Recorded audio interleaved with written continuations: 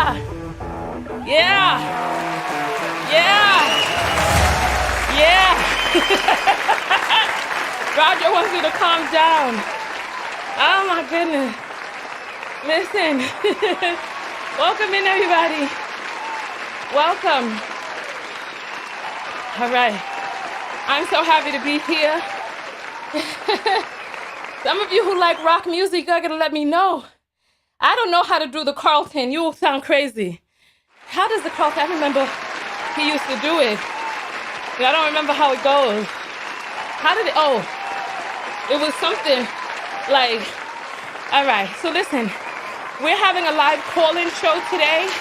Thank you all so much for coming back. For those of you who don't know, we're discussing Thandie Newton. I have the thing still up from the last broadcast.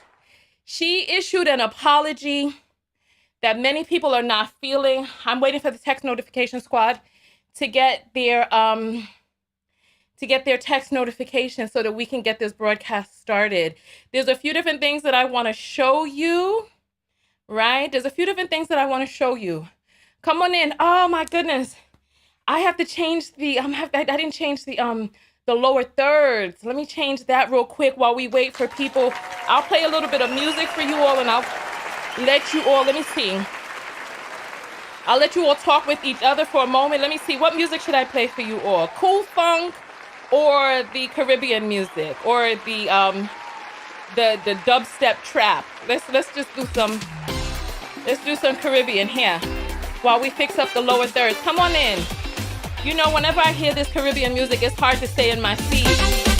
Hey, I can't help it. I need to fix up the lower thirds. Okay, let's get it. I'm gonna fix it. Here we go. All right, let's see. All right, live call in. All right. Do you forgive Thandie? All right, let's say, do you accept Thandie? Because you know she changed her name now. She got the W in it. Thandiwe. Apology. All right, so there we go. Welcome in. Go ahead and throw up your boxing gloves. Come on. Oh, the music over. I was getting ready to give you all a wine. All right, so the people who are on the text, come on, text. All right, it just went out. Perfect. So come on in. Oh, my mouse is jumping. I love you all so very much. I love the community that we're building. And there were 1,000 people on the last broadcast. There's about 200 on this one, which means some people fell off, and that's fine because those who heard me know that we were coming back. Those who on the text notification squad got their text. So let's go ahead and jump right in. Let's get the phone lines open.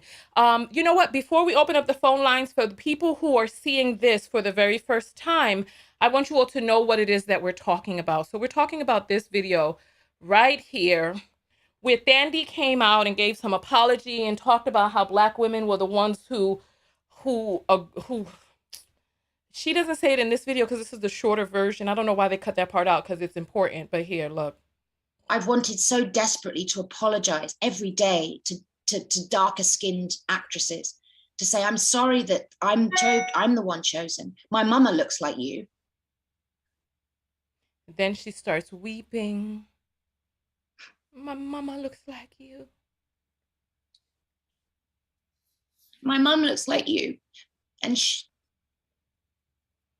oh Lord, I'm moist. It's been very painful to have women that look like my mum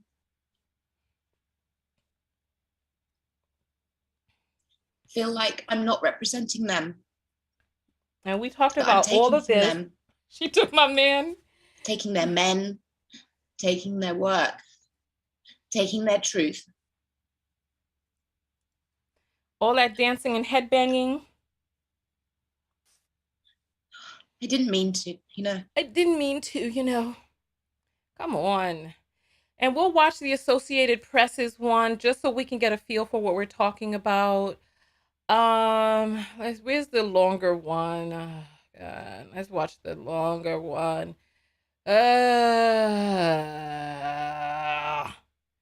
It's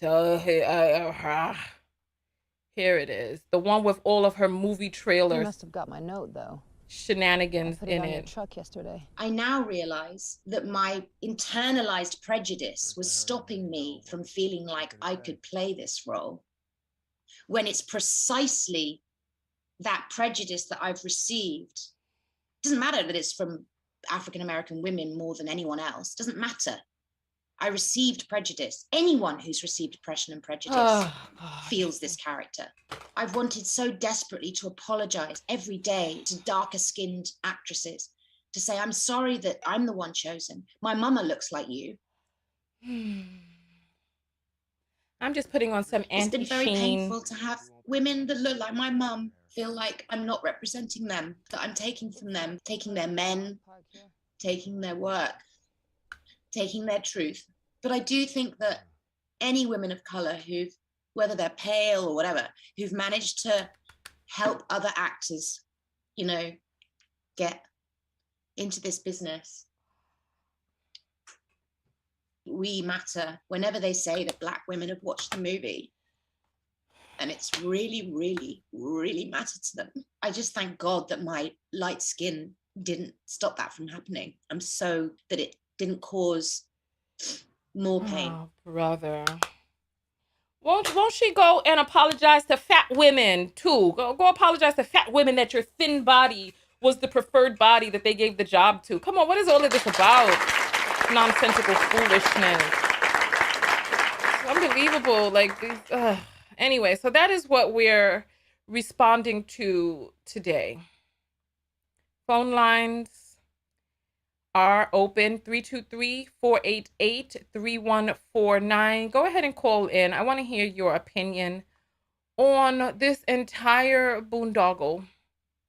What are your thoughts on all of this? I'm trying to.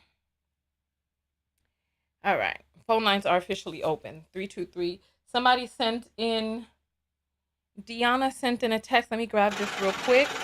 She says she had to get into character to cry. Who knows what she had to do, but that is something right there. You are on the air live with Tanya. What is your name? Hey, Tanya, it's Miss Dara. Oh, Lord. Child, yes. Yes. Why you saying that what I do? You know why. Let me tell you something. You're the one who sent me that link, right? Yes, ma'am. You know, I need to go get my belt. And you need to go sit in a timeout. Listen, so Miss Dara, so some people sent me some links when I was on air. I got them off after I got off air. Miss Dara is medium complexion, and she put up a post a few years ago, like, if you're not light, then people consider you dark skinned, and it's really problematic for her. So I was like, oh, this is such a great point. She said she felt so heard from the last broadcast we did. So I said, let me showcase this post. I went to the comments. Oh my Lord, I got blown back. I've never seen so many B words, telling people to self-delete, but not in politically correct terms. And I've seen so many B's and H's and all this stuff on there. I was like, oh my Lord, I done ventured to the wrong side of Facebook. My God. My How God. long ago? What year was that post? Because I'm a different woman now, okay? She says she's a different woman than the one who was cursing women out and telling them to remove themselves from the planet. Did you see how that woman was projecting her issues onto me on The that only post? thing I saw were your curse words. After I saw that, my eyeballs felt sizzled and I had to close the page. Goddamn. I never seen so much. I didn't know what was going on. It was be this, go KILL yourself, that, go this and that, you be and you. I was like, oh. I don't even remember saying all that, Tanya, but that's just how pissed off I was. That's just how long I've been dealing with people trying to tell me about my complexion and what I am, and then trying to accuse me of self-hate when I say that I'm not dark-skinned, I'm brown-skinned, because I feel like it's erasing actual dark-skinned women.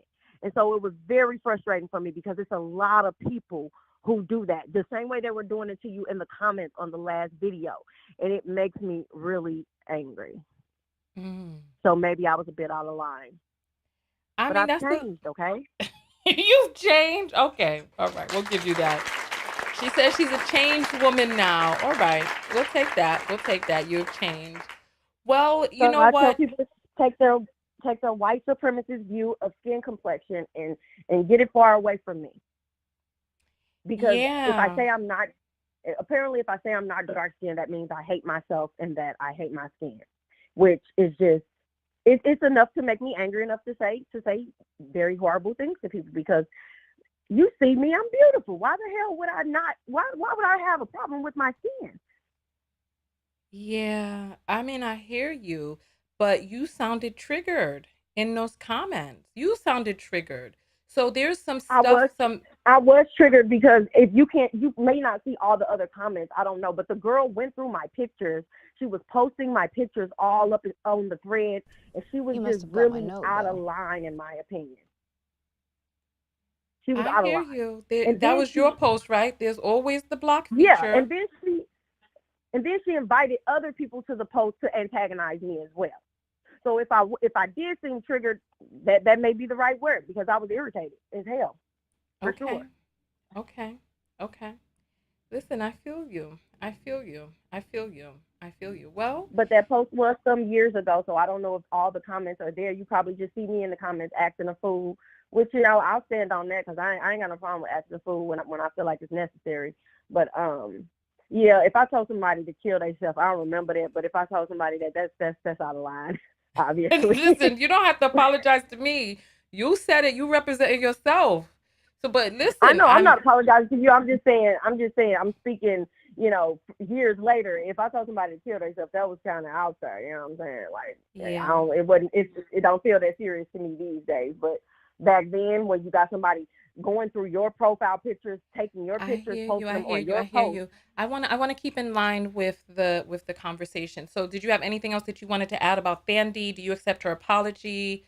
All of that. Her apology doesn't have anything to do with me. That was the most white woman thing I've ever seen in my life. I'm really confused. It seems very condescending and very unnecessary. Like, what in the world? I don't even understand it. Like, if a white woman did that, we would eat her up. So I'm confused on why this biracial, or is she biracial? Mm-hmm. Yeah, this biracial woman to feel like she's taking this and that from us. Like, no. I feel like the apology is worse than Whoopi Goldberg's apology, okay? And I just feel like she could have kept it to herself. And if you really feel bad about the colorism that darker skinned women deal with, then stop taking roles and stuff from them. I got you. Well, thank you so much for your comment here today. Thank you. No problem. Right. Have a great day. You too. All right. Phone lines are open, and there are people out there who are saying that I'm brown skin. Listen, everybody has a different interpretation of what they consider to be brown. To me, this is the color brown right there. So people that I see with this complexion are brown skin to me. But if you all look, all I know is that we have to leave room for the variances of melanin.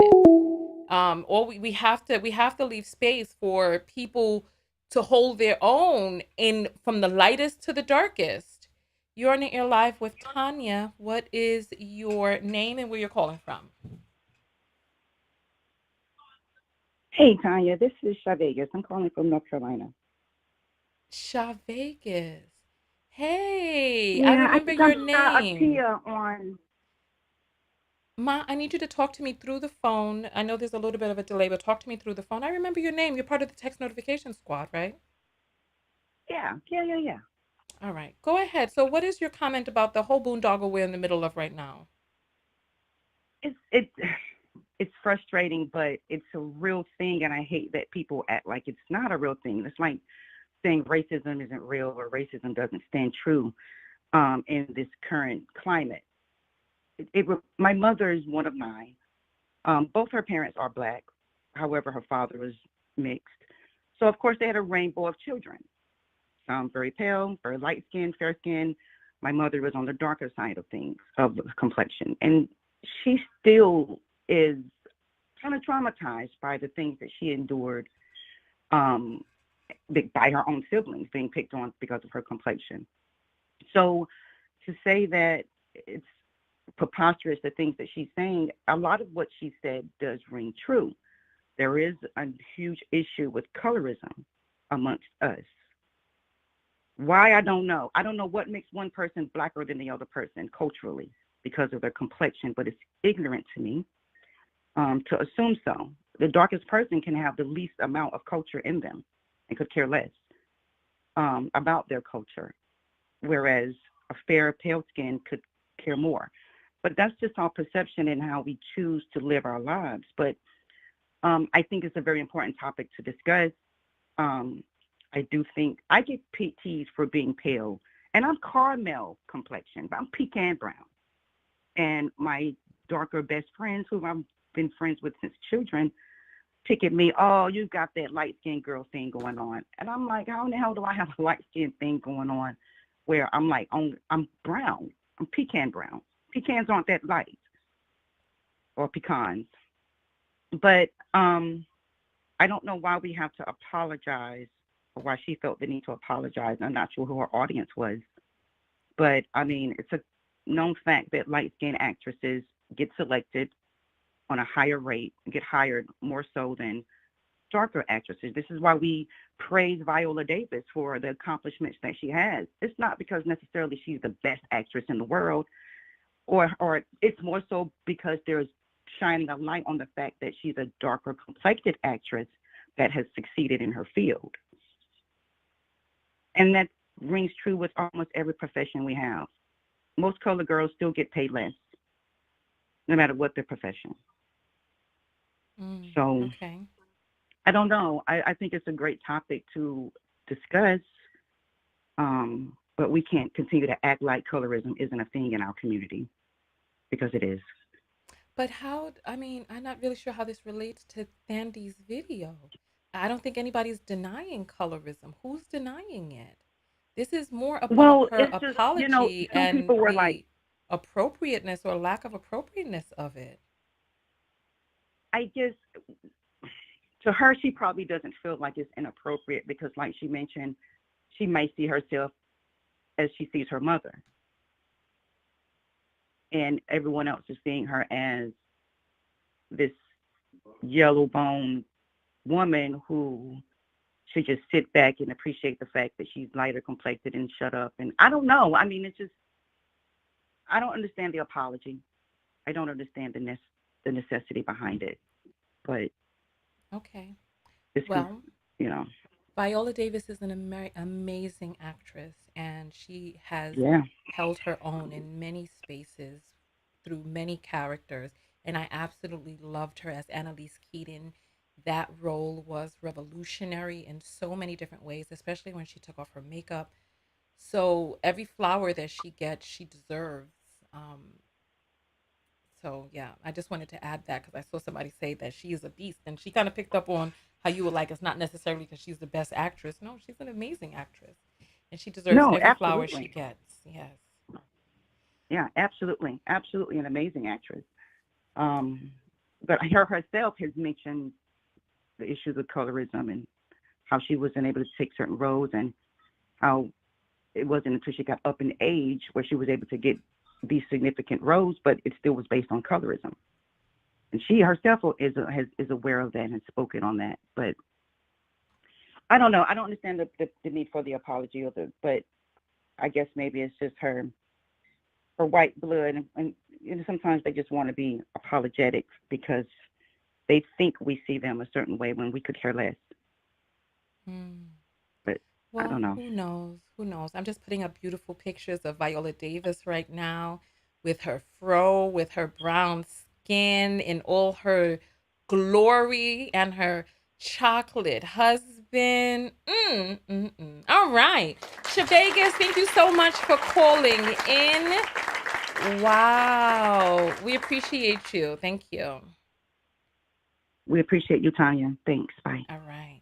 All right. I just wanted to give you all some melanin magic on the screen as we discuss this phenomenal actress who has taken this entire industry by storm. Everything that she got, she took. Oh, she's gorgeous, gorgeous. You are on the air live with Tanya. What is your name and where are you calling from? Hi, this is Denise. I'm calling from Houston, Texas, and I'm one of the knockouts. Hey, Denise from Houston, Texas, and she is a knockout. Talk to us. So what is your comment about this entire boondoggle we're in the middle of right now? Okay, so first I want to start off with saying Viola Davis is a great actress. Every time she acts, I can feel her passion. And it's not about the color of her skin that makes the quality of her acting, but it's about the quality of her acting. Secondly, with the lady Thandiwe, I don't understand why she apologized, because it doesn't make any sense. I understand that we all go through, what's the word? Colorism. We all go through colorism. I'm a dark-skinned woman, and, you know, you've been called names. Some people get called names like Tar Baby, and my sister is very dark-skinned, and she would be called names and picked on while she was at school in elementary and growing up through high school. And we all go through colorism, but I don't understand, why did she feel the need to apologize? What's the apology for? Who was it for? Why? Why don't you answer that question? Answer it. Who do you think the apology was for? Who do you think it was directed at? Well, I don't know. I don't know. Brainstorm with us. Who do you think it was directed at? To Black women. But why? If you you're think a Black it was? You woman, think it was? You think it was directed to Black women? No, it wasn't no.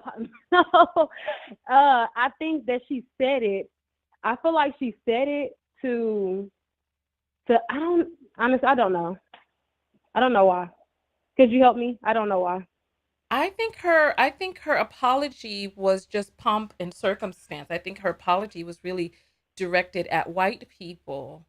I don't think her apology was to dark-skinned Black women at all, because what percentage of the population in the United States is really dark-skinned Black women?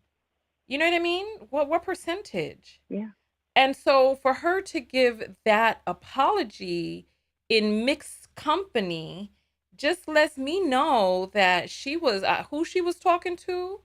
Child, listen, I believe she was talking to white people. I believe that she was looking for the go ahead. You know, sometimes you ask for advice, and you ask advice because you're looking for somebody to validate and give you the go ahead.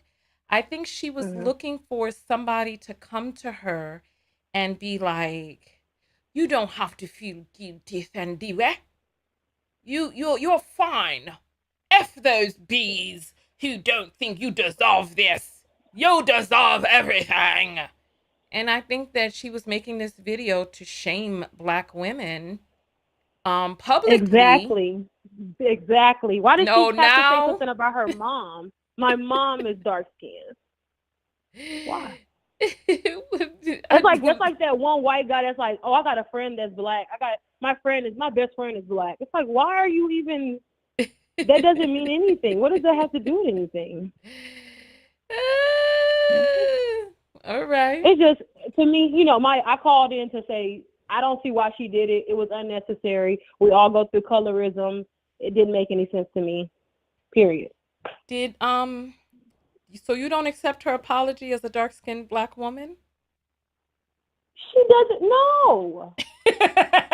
No, we don't need it. We don't need it. We do not need it. Why do we need her apology? No. Oh. We all go through colorism, and I don't understand why she was feeling the need to apologize. It was kind of like it was fake. What do we need an apology from her for?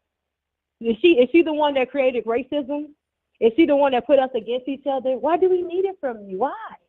These are good points. Did we create the system? We don't care if a dark skinned man wants you, then that dark skinned man wanted you. He shouldn't want you because you're light skinned. If that man is fetishizing about you because you're light skinned, that's a problem. Why are you praising well, it's not my fault that your men want me and everybody's mad at me because I get the roles that they get.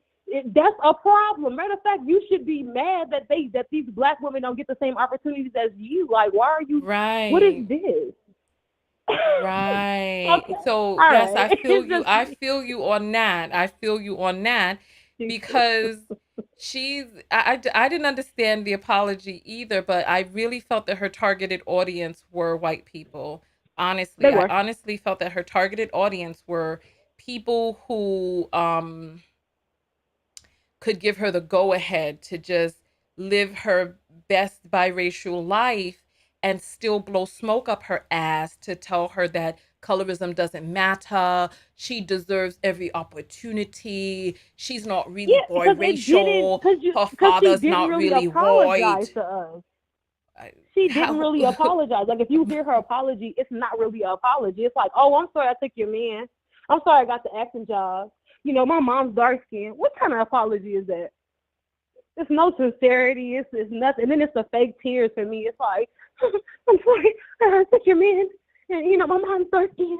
It's not real. And it's not even wanted. We don't need it. So you're not here for it. You are rejecting her apology. Yes. I don't need it. All right. Thank you. Yeah, thank you so much for calling in. Thank you. All right. All right, sorry about. Listen, I don't know who crowned Thandiwe Queen of Colorism to bestow apologies on people.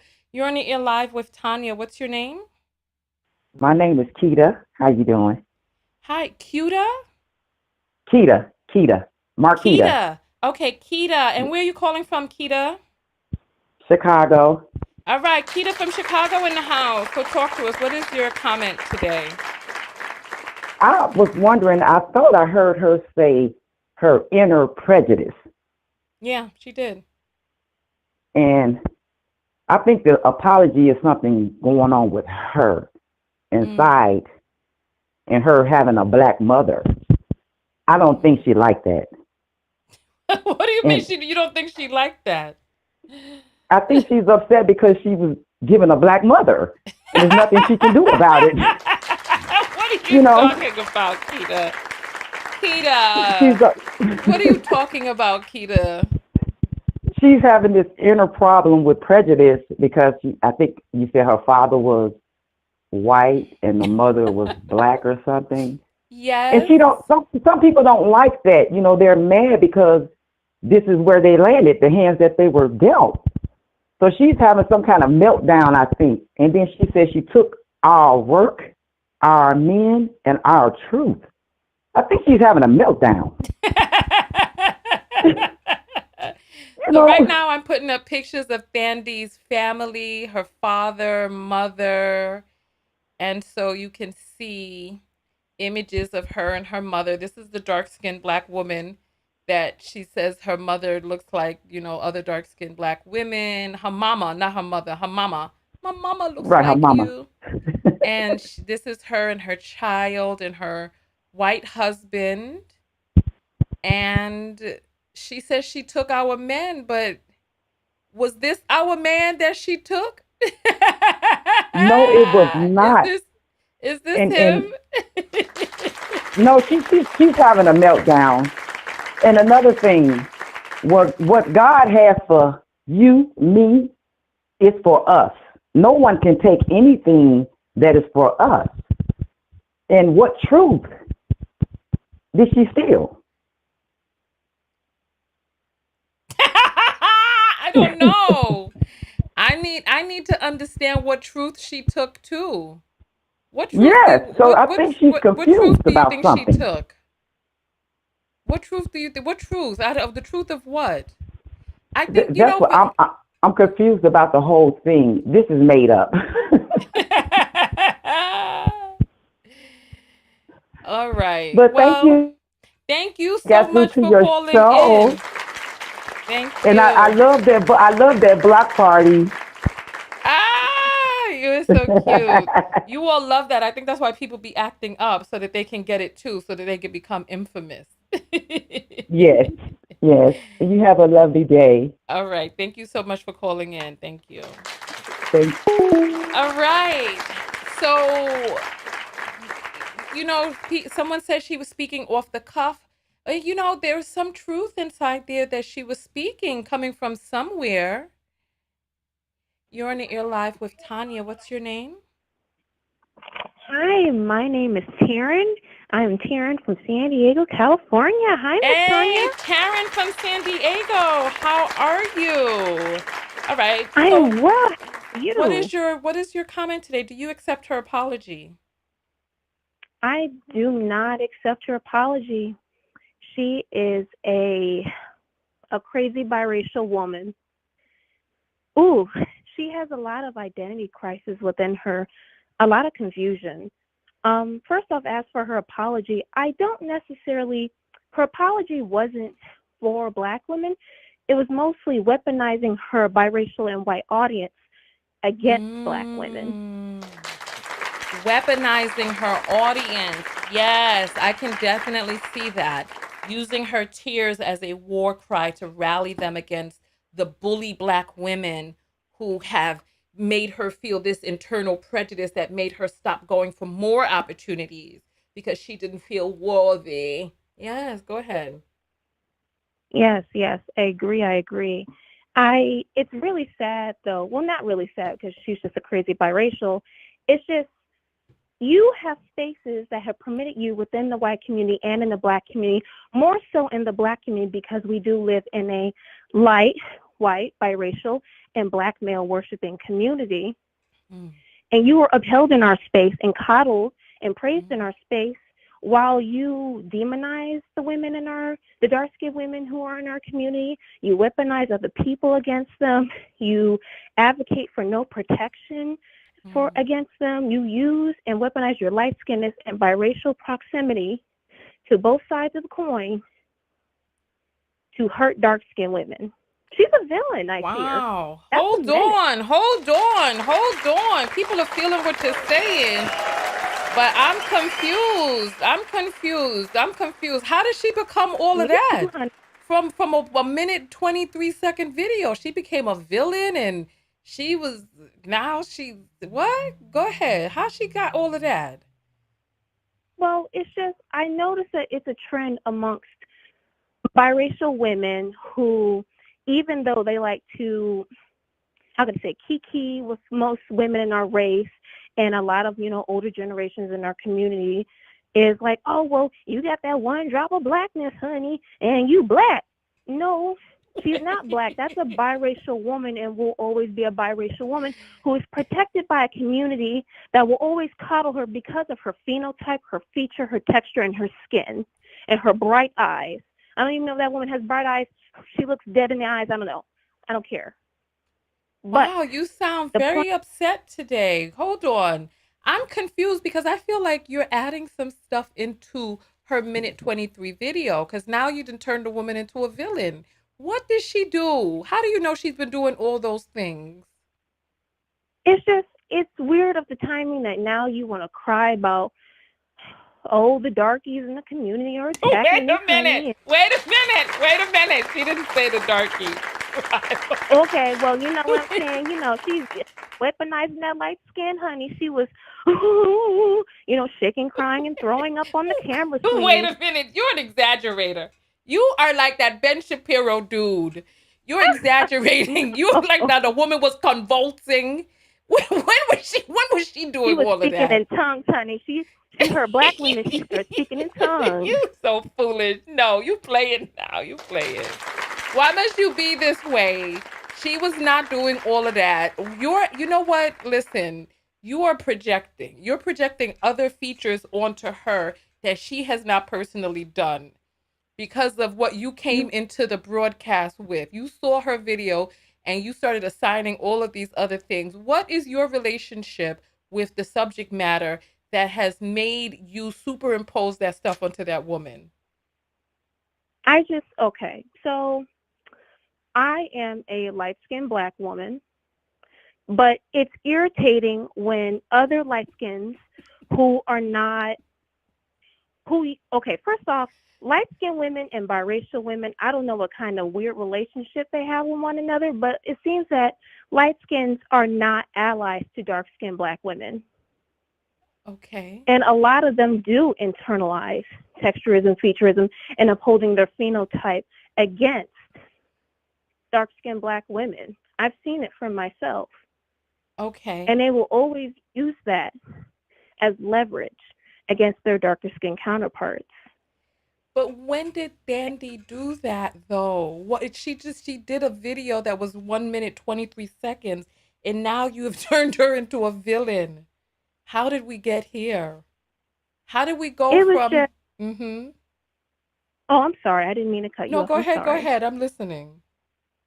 It's just when it first off, you're weaponizing your own mother. Your own She's weaponizing her mother. She's just like my dark skinned mama. I'm like, why she gotta be your mama? She can't be your mother. Okay, go ahead. Go ahead. And I'm just like, oh my goodness, this woman is pulling out all the dark skin stops. And what's next? She gonna tell us she got a Black best friend? I can't. You doing too much now. You doing too much. You making me cry off my eyeliner. So she's gonna come out and say she got a Black best friend or a dark skin black. What? Say it again. She's just gonna pull out all the stops, honey, to make herself feel like, oh, I'm just light skinned and feeble, and even though I took all these roles in which no one has told you to take these roles. Zendaya, who is also a biracial in the actress community, very high up in the ranks, very popular, has said that she does not take roles from real Black girls who are in the industry. She only takes roles that are biracial, ambiguous, and white. Zendaya, who is also biracial. So Sandy, it makes... Oh, you know what? I got confused for a second. You're saying Zendaya, Okay. That's the young lady. I thought you were talking about the woman who played Nina Simone. No, that's Zoe Saldana. Okay. I'm gonna show people a picture of that boondoggle right there because that was a mess in and of itself.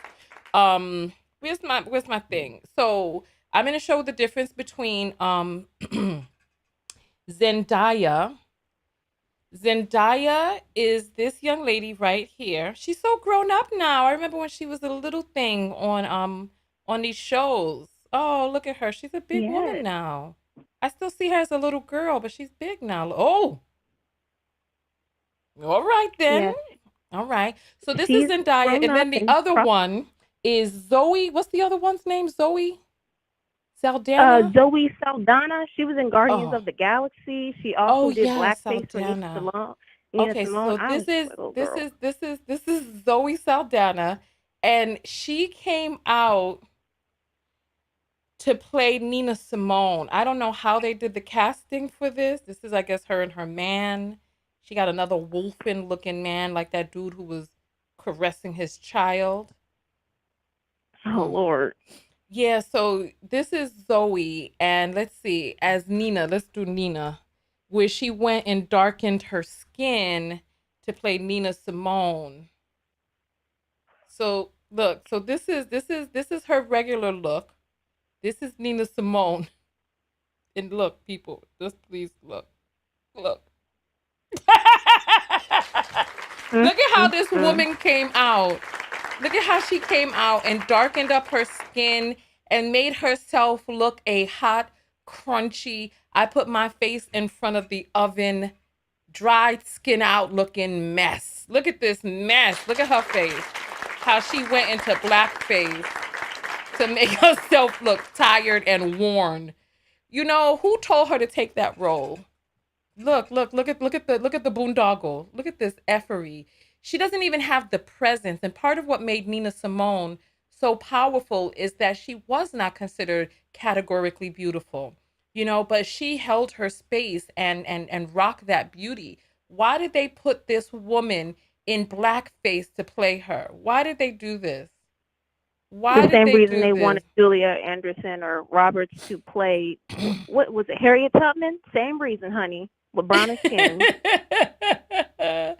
Well, so listen. So you're saying that Zendaya says she does not take roles, but this woman, and you know what? I want to say this before we get off track. I want to say this, that Thandie Newton is an all right actress.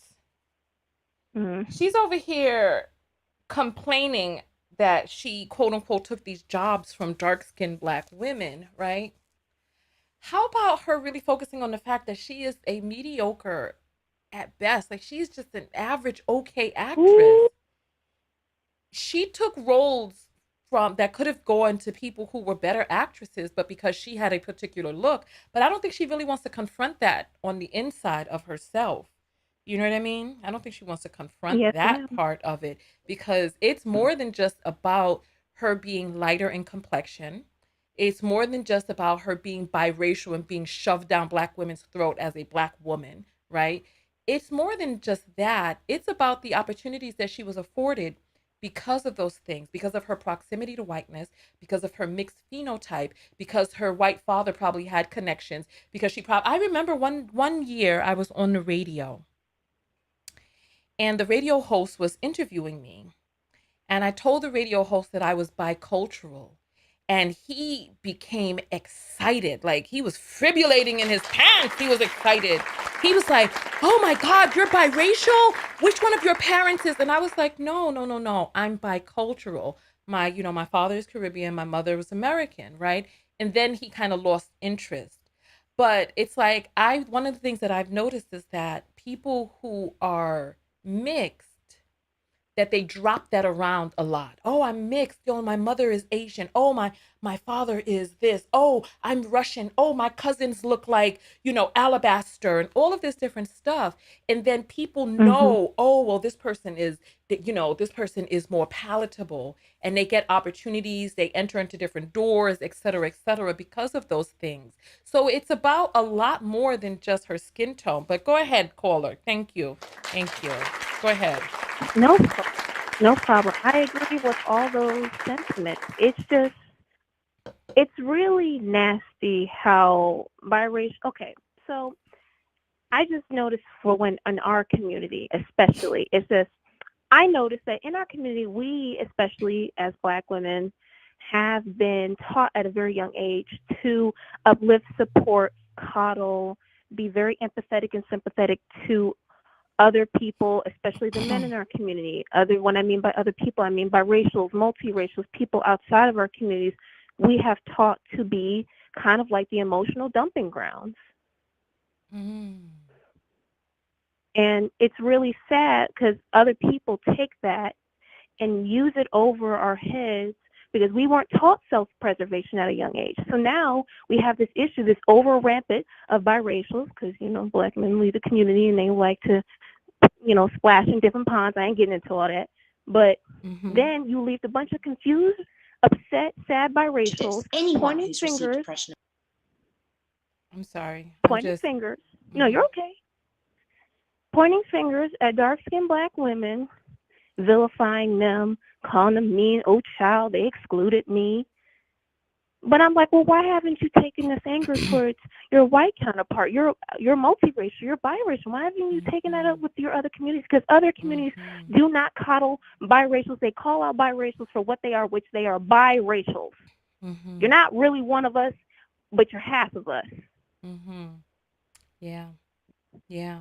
And you know what? That's deep, because they're not able to traverse through the other half of their circle undetected or accepted as one of them. However, it's shoved down our throat that we must. And part of the reason is because of the brutality of melanin deficient human traffickers who would harm young girls and women and force their insemination into these young women and girls, and the resulting child was still held in captivity. Talk about inhuman.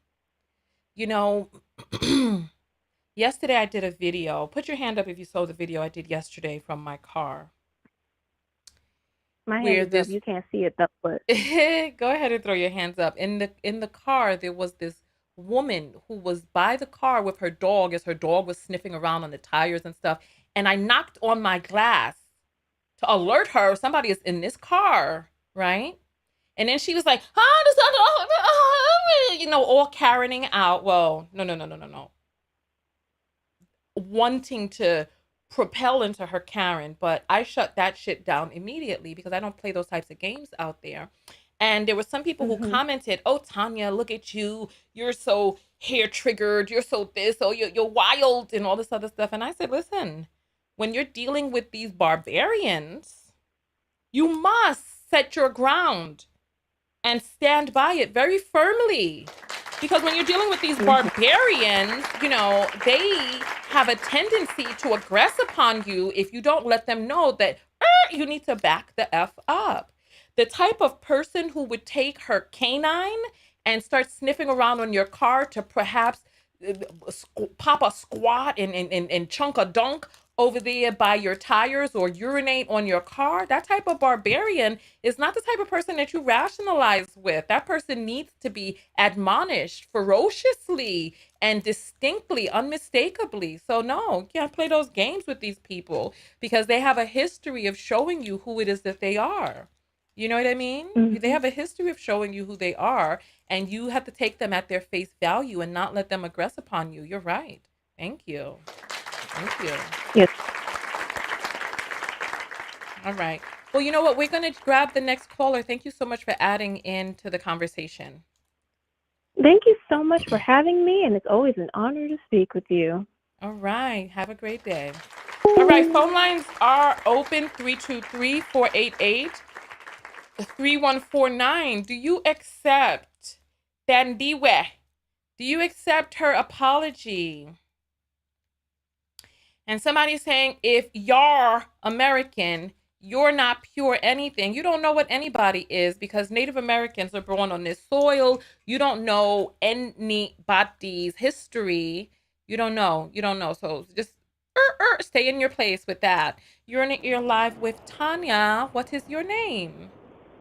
Hey, Tanya. It's Khadijah. Hey, Khadijah. Where are you calling in from? I drive trucks. Huh? I'm just working. I drive trucks, so I'm just working. I know, but what highway are you on? Are you on your way to Canada, California, the South? Where you at? I'm in Atlanta. Let us hear that truck horn, girl. Oh my God. Okay. Hey! Trucking down the road. Come through, Khadijah. Come through with your convoy. Let's talk. What's up, my dear? Okay, so I have about 3 points. And I'm probably gonna get, I don't know, I might get dragged, I might not. But as a dark-skinned Black woman, I'm really sick and tired. I listened to the whole video. The video from ET is actually about 3 minutes long. And in the first part of the video, she said that in the UK, that she was considered a dark-skinned Black woman. Wait, there's another video with more effery in it? Hold on, we must find this video. Hold on. Go on YouTube, and it's actually the ET's channel, the ET Network's channel that she said it on, and it's about, I think it's 2 minutes and 40 something seconds. I mean, I'm just tired of this shit. Oh wow, I'm looking for it. Keep talking. Okay, well, the first thing that I heard when listening to this, it was like I heard a lot of the weaponizing words of the manosphere about being a better, the notion of being the better Black woman, because of her mentioning, oh, it's not my fault because my skin is lighter, because I'm the preference and your men prefer me, I'm tired of hearing the same shit over and over. It's a weird way that they choose to want to compete with Black women because they know they can't compete with white women. They know they're not welcome. Like Cynthia says, whiteness is exclusive. That's deep. So you Oh. so you come into the black community because black men put you on a pedestal, or that's the only one that's gonna put you on a pedestal. And you start beating down the black women. Like, we got enough fucking going on. Like, what are you doing? Like, I didn't like the young lady that called in, I think the second or third caller, and she said, like, why, for what reason? It wasn't an apology. It wasn't an apology. I feel like she was talking to the other biracials like Megan Good, the other biracials like not Megan Good, the other biracials like Lauren London, the other biracials who are in who are also actors who do, are in the spaces and playing as black women, and making them feel like, don't feel bad that you take these black women roles, that you play, you play to be the better black woman. Like, girl, I'm tired of it. Y'all was the main ones, along with dark-skinned black men, main ones bullying dark-skinned black women in school. I'm tired of this. No, I'm pretty. And she said when she got to Canada, the only reason she had the problem with black women is because when she got to America, she was portraying herself as, oh, I'm a dark skinned black. That's what she said. I'm portraying myself as a dark skinned black woman, and the black women were saying, no, you're light skinned. And now so she has a problem because these women, dark skinned women, were so, telling, no, you're not a dark skinned black woman. You're not even a black woman. You're not. You're just not. Okay? Like, I am not biracial. A biracial is not black. Wow. So, it was just, just like listening. That's deep. And, the second point that I wanted to make was, it was disturbing. She's trying to tell you that she relates to the lifestyle of oppression. When she really haven't experienced that. You say that you've been apologizing. We ain't heard you apologize about nothing. We see you on the red carpet getting praised. We see you at the Oscars. We see you. You ain't never said nothing about being in these spaces, and you feel like that's where you belong. And I feel like that's what this, you crying crocodile tears, so more people can be like, forget those black. You are a better black woman. You deserve the role of being in these black women roles. Is that a point where it's like, I don't even care what happens to them. I don't care no more, because it's like, you can't win for losing. You can't. You just won't win. That's deep, girl. You spoke. I don't want to vouch for today. them no more. I don't want to be near them because they always like that. The biracials are always like that. And some light-skinned girls were like that too. But I'm starting to see now, because some people are, because they're fetishized, they're fetishized. But some of the light-skinned black women, I'm starting to hear a lot of them say that they don't like the way that they try to put them against dark-skinned black women. I'm starting to hear that now. I don't like it. I don't know why you choose that this is the way that you want to compete with us. This is not the way that you compete, by saying that you can sit on some black dick. Like, we don't compete like that. We're not saying that because we sit on black dick, that we want to compete with you to sit on black dick. Like, no. Ooh. Well, that's not the way. That's not the way to compete. I don't even. Has she even demonstrated that she even likes black men? She's married to a white man. Well, I mean, why would she say that? Why would she say we're stealing your man? These are some of the talking points of the manosphere. We're stealing your man. These are the talking points of the biracial and the light-skinned black women. They like us. We're the better black woman. What these white women say when they decide to get into these interracial relationships. That's why I understand when you said that she's advocating or trying to seek sympathy from the white community. I see exactly what you're talking about, because you wasn't, like, you just put a bullseye on our head and you trying to, I don't know if she was trying to gain sympathy or anything from us too, or just trying to put a bullseye on top of black women's head, dark skinned black women's head. Yeah. You know what? I appreciate you calling in and giving your point. Did you get to say your 3 points? Yeah, those were the 3 points. Those were the 3 points. It's just I just see this shit everywhere, and I don't like it. Yeah, I appreciate your passion today. Thank you so much for calling in. Thank you. You have a good rest of Of your day. course, I'm going to play that video next. Thank you. no problem. Thank you. All right. So up next, that was Khadijah on the road heading to the south. She honked for us in her truck. So shout out to all of the people out there who help keep our society going. You know what I mean? Truckers are important to the fabric of our society, but we don't give enough credence to truckers. We depend on them, and yet we often forget how it is that we're able to make the world a smaller place because of them. So thank you for your abilities out there. All right, so what we're going to do now is we're going to play 2 videos for you. I received a video of a parody of her talking points, and we're going to watch the ET video right now. Support the channels and the contents that you enjoy. My video right now is sponsored by these 18 karat gold plated knockout earrings. They are light, they are beautiful, and they are reminiscent of the old style bamboo earrings that became popular in the 1980s. This is my logo on there, which says knockout. These are the 80 millimeter ones that I wear. These are the 70 millimeter ones that are also available on the website. So if you like this size, get the 80s. There are only a few left. I am going to be going on a healing hiatus. So if you want to get your earrings, get them now. The link is in the description, TanyaTKO.com. There are only 5 of the size 70s left. So if you want your pair, go and get your pair. These are the 80s size, and the other ones are smaller, and the 70s. All right, so let's jump into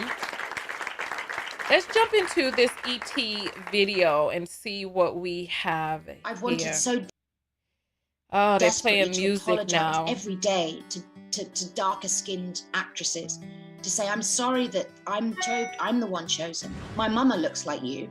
It's been very painful to have women that look like my mum feel like I'm not representing them, that I'm taking from them, taking their men, taking their work, taking their truth. I didn't mean to, but I do think that any women of color who, whether they're pale or whatever, who've managed to help other actors, get into this business, we matter. I was worried about my light-skinnedness because my light-skinnedness has been more problematic than being black. Is being light-skinned has been way more problematic than being black in my life. How the F would you know? Literally, I was black in England. I mean, dark-skinned. And so then I went to America and I was dark-skinned. I thought I was dark-skinned and I would describe myself as dark-skinned. It's like, you're light-skinned. And suddenly I was someone that, you for being light-skinned. I got more prejudice from black people.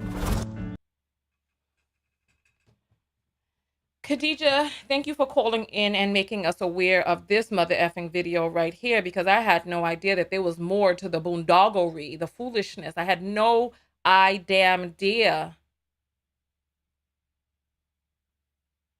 F you for being light-skinned?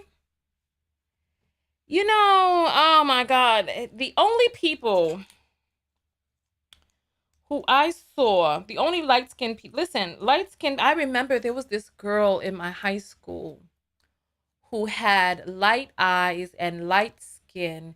And there was this chick who was, I believe she was Ghanaian. She was from a part of Africa, but she used to lie and say that she was Guyanese, right?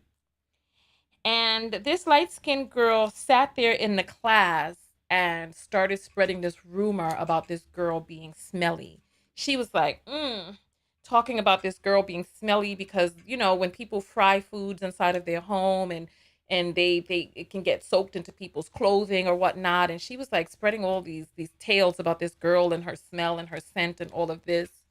And everybody laughed and bullied this dark-skinned girl, right? The light-skinned people in my circle, in my schools, elementary, high school, and college, I went to a historically black college and university. The lighter complected people were revered.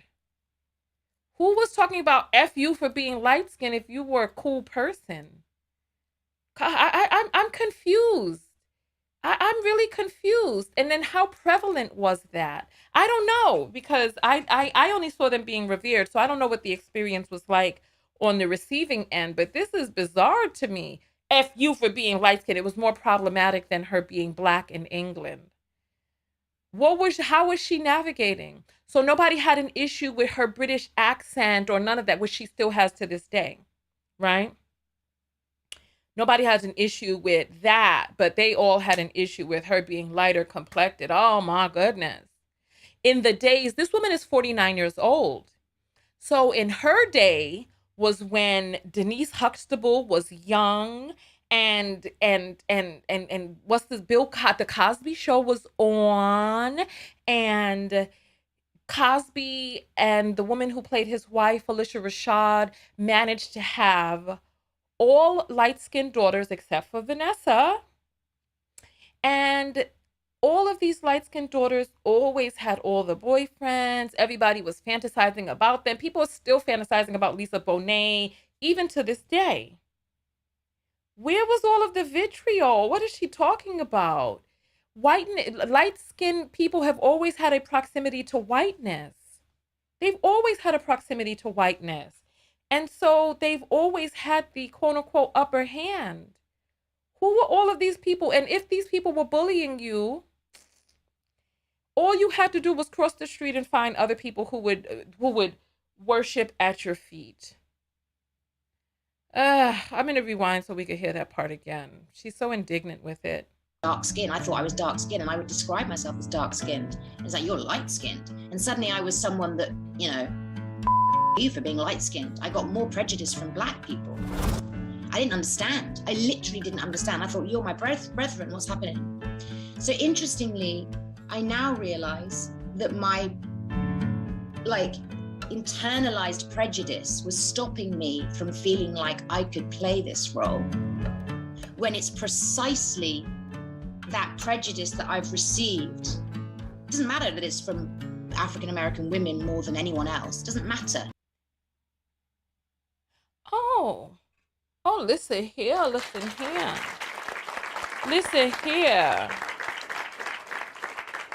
here.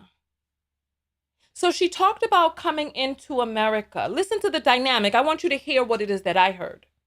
She talked about being considered dark-skinned in England and coming to the United States and being like, well, I'm dark. And then she started receiving all of this prejudice. But who did she receive the prejudice from? She singled them out. Black women.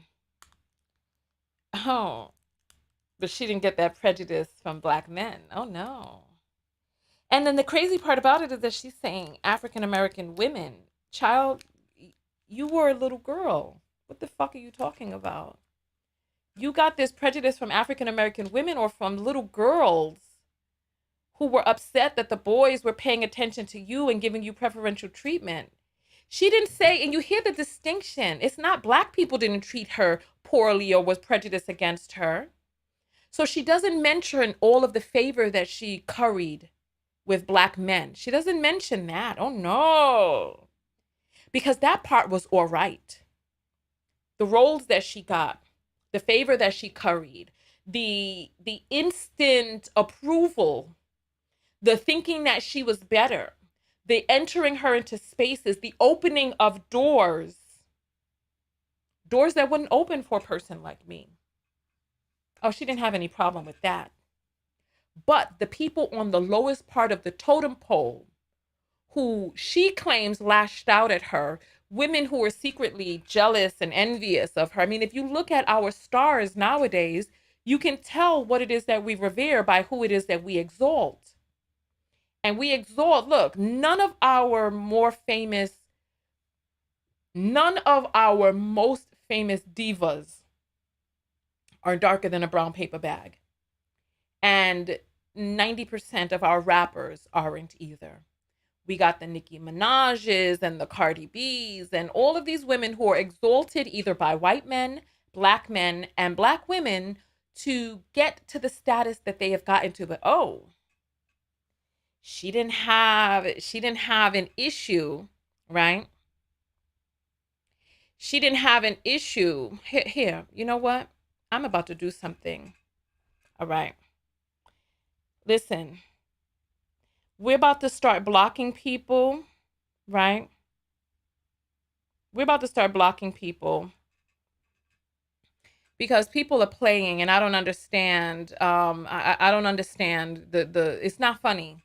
We'll go back a little bit so we could just. There's a little bit more of this video. I want to hear the whole "F you for being light skinned."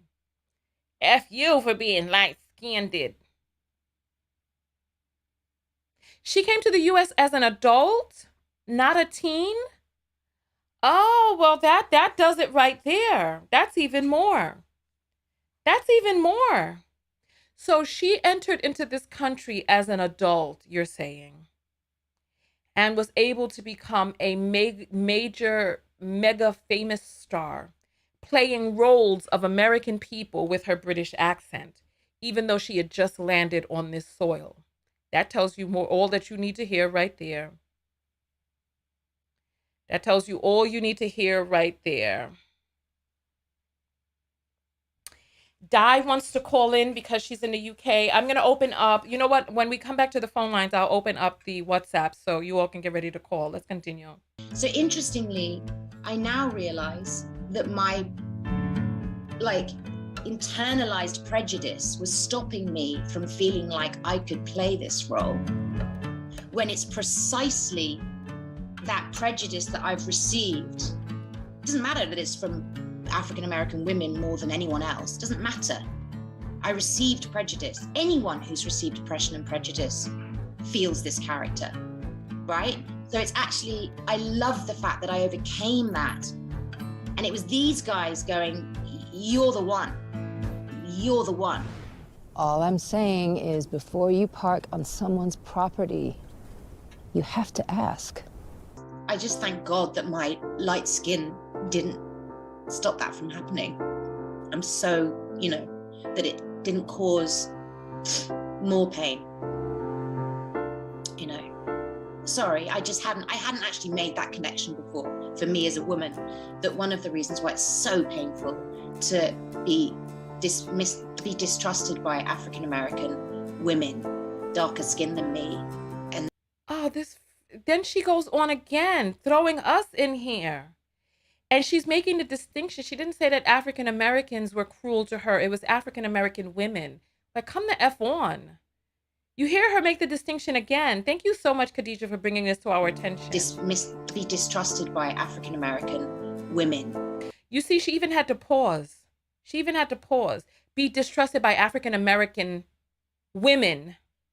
To just let you know, she's not talking about all African American women. Then she even creates a subsection, dark-skinned African American women. What portion of the population is dark-skinned African American women anyway, that you are so affected by how they quote unquote treated you when you came over here as a damn adult? Women, darker skinned than me, African American women, to be distrusted by African American women, darker skinned than me, and they look like my mum, and I love her more than anything. I've wanted so. Oh, Lord. We're going to open up the line for people in the UK who want to call in about this boondoggle right here. Let's jump to a quick commercial break so I can get the WhatsApp set up to receive phone calls, because this right here is some nonsense. Are you tired of missing Tanya TKO's live videos? Arriving late when the video is well underway or about to end? Are you fatigued of only seeing a live video randomly while perusing YouTube and Facebook? Or worse, randomly unsubscribed? Well, now you can get a text notification whenever I go live. No longer are we dependent on the algorithm of these fickle platforms. For just $1.99 a month US and Canada, or $4.99 a month international, you get a personalized text message 15 minutes before each live show. Now, you can show up early with the Tech Squad, meet other people from all over the world, and get invited to secret broadcasts off-platform. Most importantly, support your favorite independent creator. Go to TanyaTKO.com and click on text. Join the TKO Tech Squad today. For just $1.99 a month US and Canada, $22 a year if you pay in advance, $4.99 a month international, $50 a year if you pay in advance. You'll never again be tardy to the party. I'll see you on the next broadcast. TinyTKO.com/.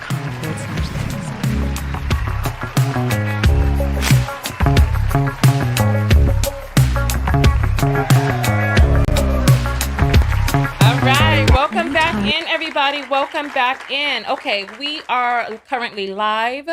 The phone lines are open for you to call in from the United Kingdom. Telephone number is 323-488-3149, and I'm just taking any place. I'm taking international phone calls. So if you want to call in, you could call in over WhatsApp, and I'm accepting the calls now. You can just ping and I don't know if I can answer directly, but ping and then I'll call you right back. All right. We have an apple that has come in from Shawana who says, not even 100 black for all this BS. Not even 100 black for all this BS. Not accepted, period. Oh, the space is so limited. I can't even understand the comment. Not even 100 black. Not even 100% black for all this BS, not accepted, period. Okay, so you're saying that you're not accepting her her apology. And okay, I take that. I take that. All right. So 323. Oh, there's another one that just came in. Oh, there's a bunch that are in. All right. Brienne sends a dollar and says, Thandiwe equal Gretchen Whiners from Mean Girls. Is that what it is, really? And she says, I'm sorry that people are so jealous of me. That is so funny. See, Thandiwe didn't read the room. No, I feel you on that. No, I feel you. She did not read the room. But I think that's why she wanted to do it in that way. All right. Where is the young lady who said she wanted to call in? Young lady, we's waiting for you. We're waiting for you. All right. Well, while we're waiting for her, let's play this other clip that I wanted you all to see. This is from a UK comedian who decided to do a parody. So let's see what the parody is saying and doing. I am a very light-skinned BAFTA award-winning actress, and I would just like to put my voice in to also say sorry to all the dark... Sorry about that. All the dark... Why can't I say the word? Dark. To all the dark-skinned women. I'm sorry I'm the chosen one. Sorry God made me so light-skinned and so pretty. My mama looks like you. Can I get the eye drops? It's just... No, she didn't. It's not coming out. Thank you. Oh, okay, and you're gonna edit it, right? All right, action. My mama looks like you. She's so dark. Oh. And all you people who say, I'm trying to take your work, I'm trying to take your men. Does it say men on the script? How? I only date white guys. They know that. Doesn't even make sense. Okay. I didn't mean to, and I promise never to do it again. After the sequel to the Nina movie, Nina 2, Feeling Good, Zoe wasn't available and they needed someone who looked like her. Zoe, not Nina. Ew. Wow, she is hitting hard. I am a very Let's light-skinned BAFTA award-winning actress, and I would just like to put my voice in. What did she say? Ordinary actress? I am a very light-skinned BAFTA award-winning actress, and I would just like to put my voice in to also say sorry to all the dark...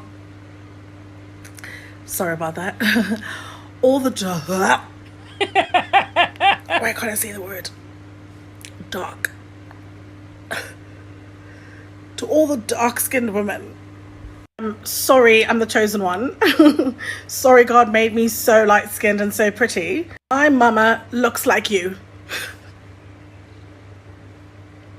Can I get the eye drops? It's just...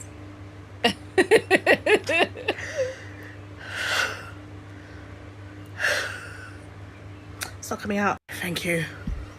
Oh, there we go. Okay, and you're gonna edit it, right? All right, action. My mama looks like you. She's so dark. Oh. And all you people who say, I'm trying to take your work, I'm trying to take your men. Does it say men on the script? How? I only date white guys. They know that. Doesn't even make sense. Okay. I didn't mean to, and I promise never to do it again. After the sequel to the Nina movie, Nina 2, Feeling Good, Zoe wasn't available and they needed someone who looked like her. Zoe, not Nina. Ew. This woman did the damn thing. Let's see who she is. Let's see who she is. Thank you for sending that to me. This young lady, is this her? Coconut Kells? I am a very light-skinned, I think her name is Coconut Kells, unless that's somebody else who, okay, I think it is Coconut Kells, because people are like, you need to be stopped. So yeah, so I think that's her. So let's see who Coconut Kells is. She has 57,000 followers. She says award-winning satirist 2019. Okay, so yeah, so this is her. So this is her page. So yeah, so she's hitting hard at this young lady for the foolishness. So we haven't gotten any international phone calls yet. So I'm going to open back up the American line. I don't know what's going on, but the phone lines are open right now. 323-488-3149. I want to hear your comments. She's South African, the young lady who was there? Okay, well, she sounds like she's British. I didn't know she was South African. Or who knows? Who knows? Well, she sounds like she's from the UK to me, but you know, South African accent sounds a little Australian-ish, UK-ish to me. But nonetheless, phone lines are open, 323-488-3149. 323-488-3149. Is it? All right, yeah, all right. All right, wonderful. Nina, too, don't give them any ideas. Child, listen. You're on the air live with Tanya. What's your name and where are you calling from? Hey, Tanya, it's Toya. I'm calling from Chicago. Hey, Toya from Chicago. Welcome to the line. What is your comment about this whole entire mess? Oh, my God. That was so funny. I'm so glad you lightened it up with that. That was a good place to end it. My comment with Thandiwe, I'm just so sick of people bringing up Black women, especially, and then they signify dark-skinned Black women when they want to get attention. That's what I feel like. Does she have a movie coming out? Or I feel like whenever they want to get some type of attention, they just bring us up, and we're minding our business. Exactly. Yeah. So you don't accept her apologies, That's what you're comment. saying? I wouldn't even call that an apology. I mean, she apologized for being light-skinned.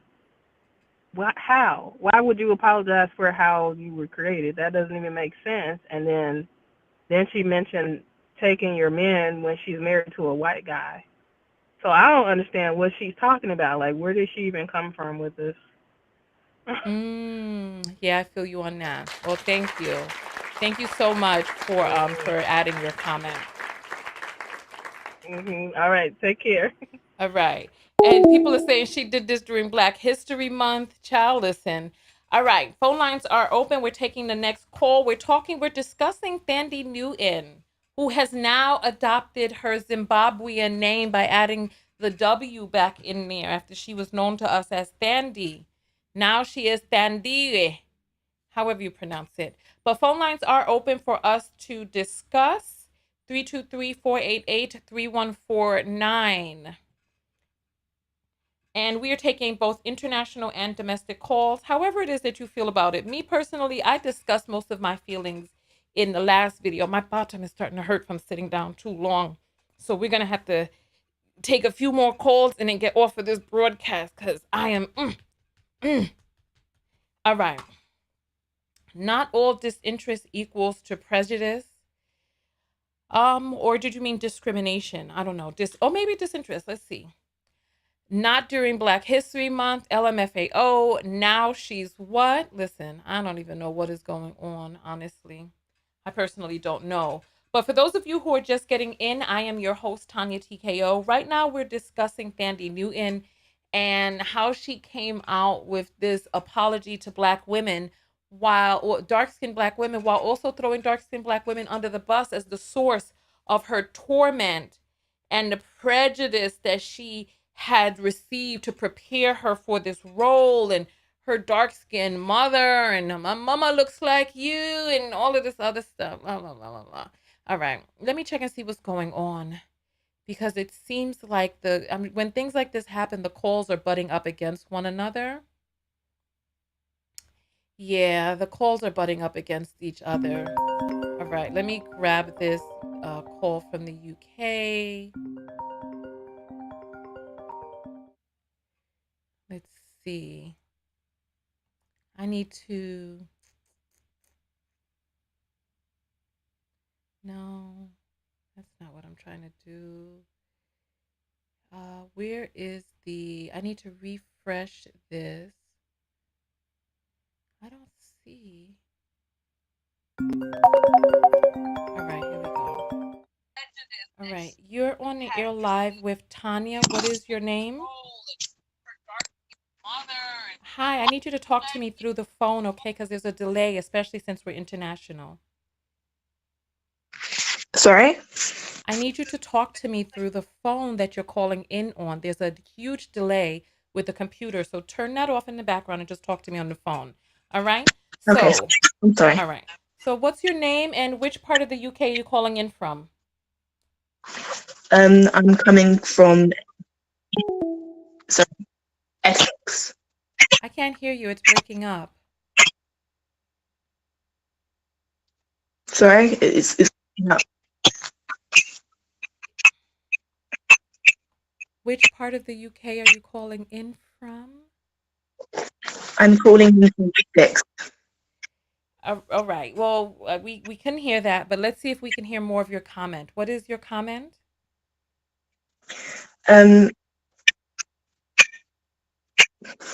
My comment is that as a light-skinned biracial woman in the UK, what she said is false. I'm so sorry. We can't hear you. I'm so sorry. The phone is so bad and the sound is blasting in my eardrum. I need you all to check your phone connection. My connection here is strong. Check your phone connection and try calling in. I'm so sorry. I had to release the call because the sound was hurting my ears, because it was Essex, did she say? Okay. Well, hopefully she'll call back. I'm going to open back up the American lines. Telephone number is right there, scrolling across the screen, 323-488-3149. Okay? Yeah, I'm sorry. Yeah, because you all are so horrible. All right.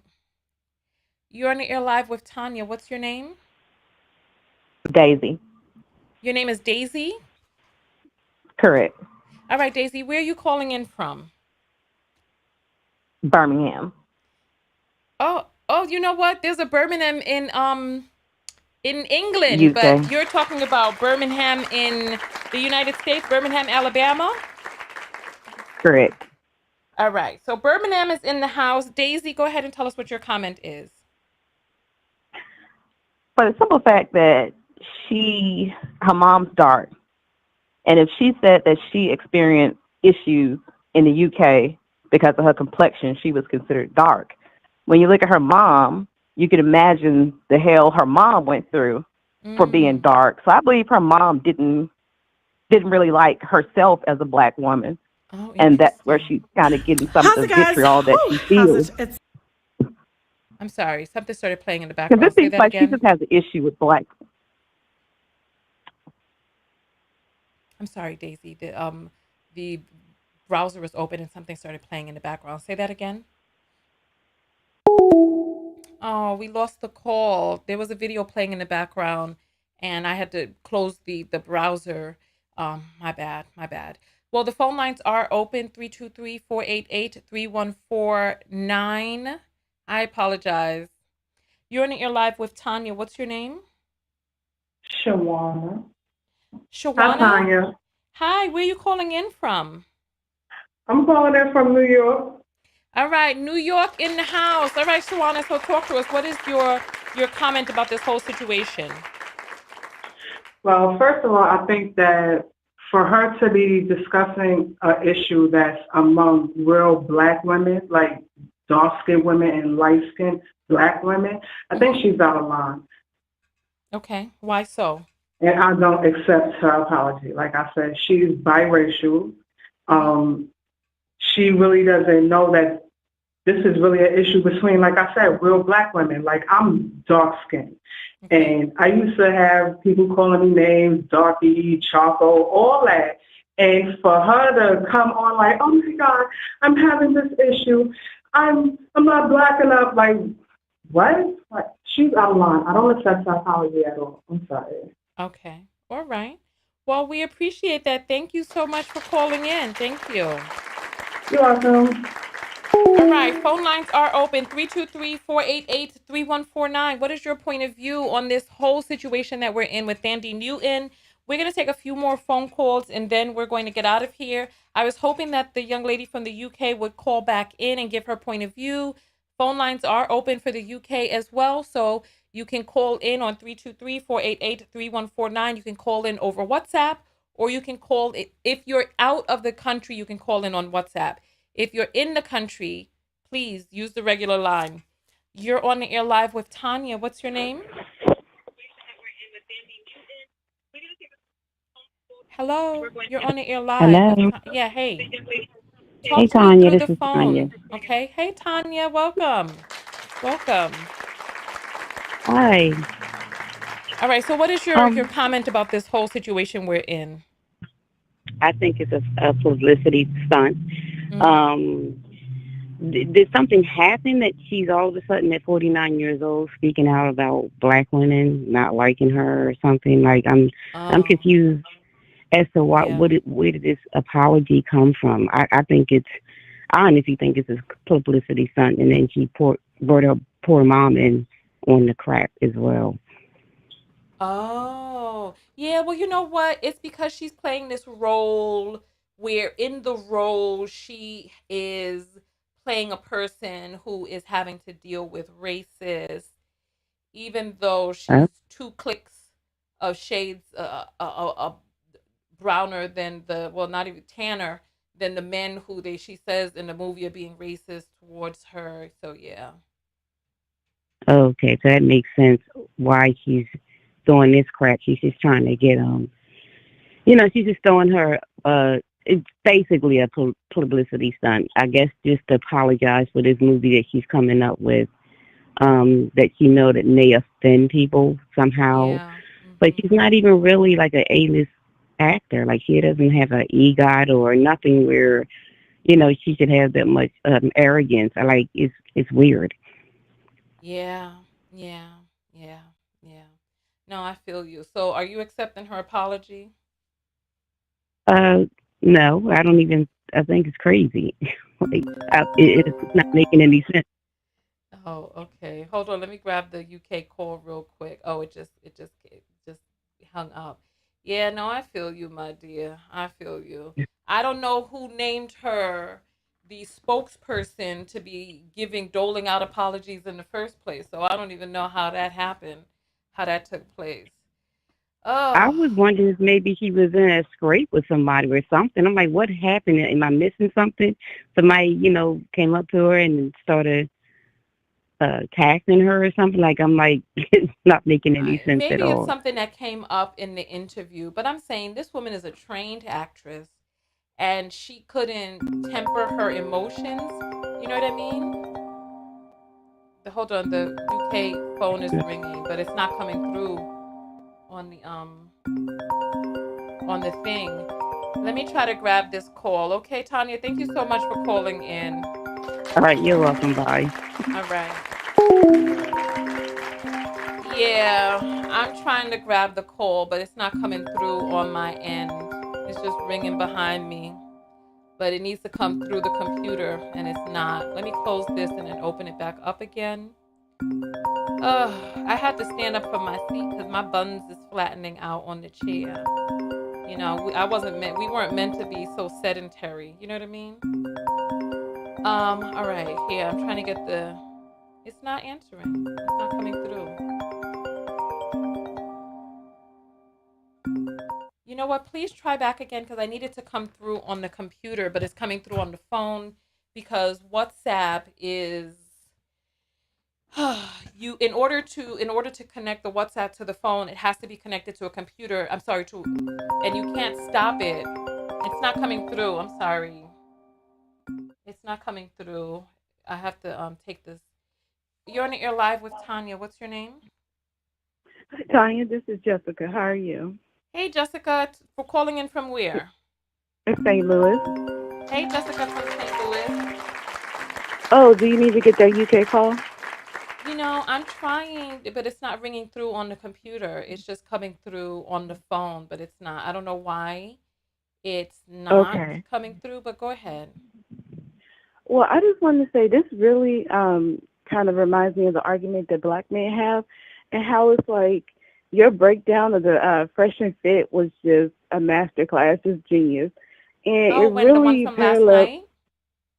yes, it really parallels to there's so much pain within herself that needs to be dissected, and she's just putting it on black women.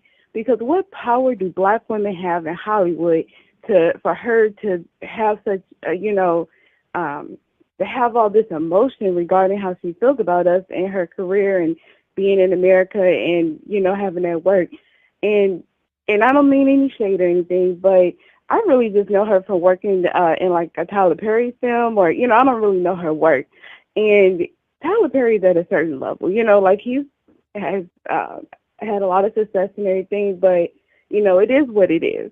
And for her to be on that level when I guess in England, she might be on another level, she probably feels some kind of way about that. And instead of being mad at the real powers that be or whatever that's keeping her from reaching the status that she really wants to be at, she's taking it out on black women. And it's really unfortunate because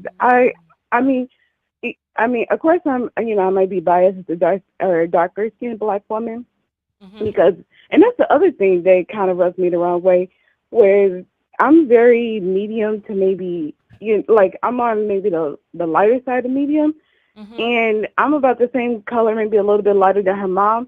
I wouldn't consider myself necessarily like dark. You know what I mean? Like I know that, and this ranges, so it's subjective what's considered dark. But I also think that, like, for her to act like her mom is just the darkest person out there is kind of disingenuous on that. It's just like from the get go because she's not, and I just really think that invalidates like true dark women's plight because it's like why. Why are we just ignoring the fact that there's a spectrum beyond, brown? It's just really, you know what? I wanna thank you so much. I wanna highlight something that you said. The powerlessness of Black American women to really halt her career. So basically what she's talking about is the internal feelings of discomfort that she felt at the hands of the most marginalized group in the world, Black women, at the intersection of being a woman and also being Black.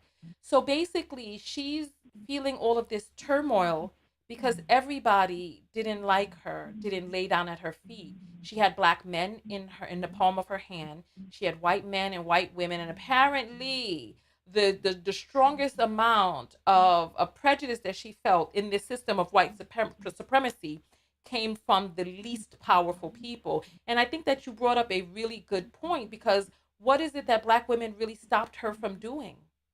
What opportunities did they take away from her? She's just upset that every single human being in the world didn't lay down at her light-skinned feet.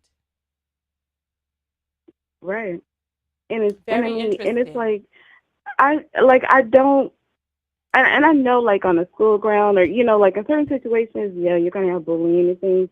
But 9 times out of 10, a Black woman just is not the person that's going to be, hateful towards you. You know what I mean? Or towards people. Like, I just, in general, don't see And you know that. what? I thought she was talking about children, but she came here as an adult. What dark-skinned Yeah, that's black what I'm woman saying. really I was came giving to her that her? grace. You know what I'm saying? What dark-skinned black Hmm. woman came to her? Let's find these people because this sounds like a Juicy Smollett situation. They said, You gotta F leave you and Juicy your alone. light skin. F you, light skinned woman. Come on. Who said it? She Yeah, came here in the heydays. She was here in the yeah. height of the Cosby Show and Lisa Bonet and all that light, bright, damn near white. If you black step back, all of that. She came here in the height of light skinned black female privilege. And she was one of very few people who received all of this vitriol. It's not like she was living in the damn ghettos. She came Well, and I want here. to highlight this Ugh, too. I remember around that time, I think it was like in the '90s. Mariah Carey was out, and she had like the Rainbow. I remember she had some album that was out that really highlighted exactly. how she was biracial, and it was just she was just so popular Exactly. for it. Like nobody was like hating on her for being half white.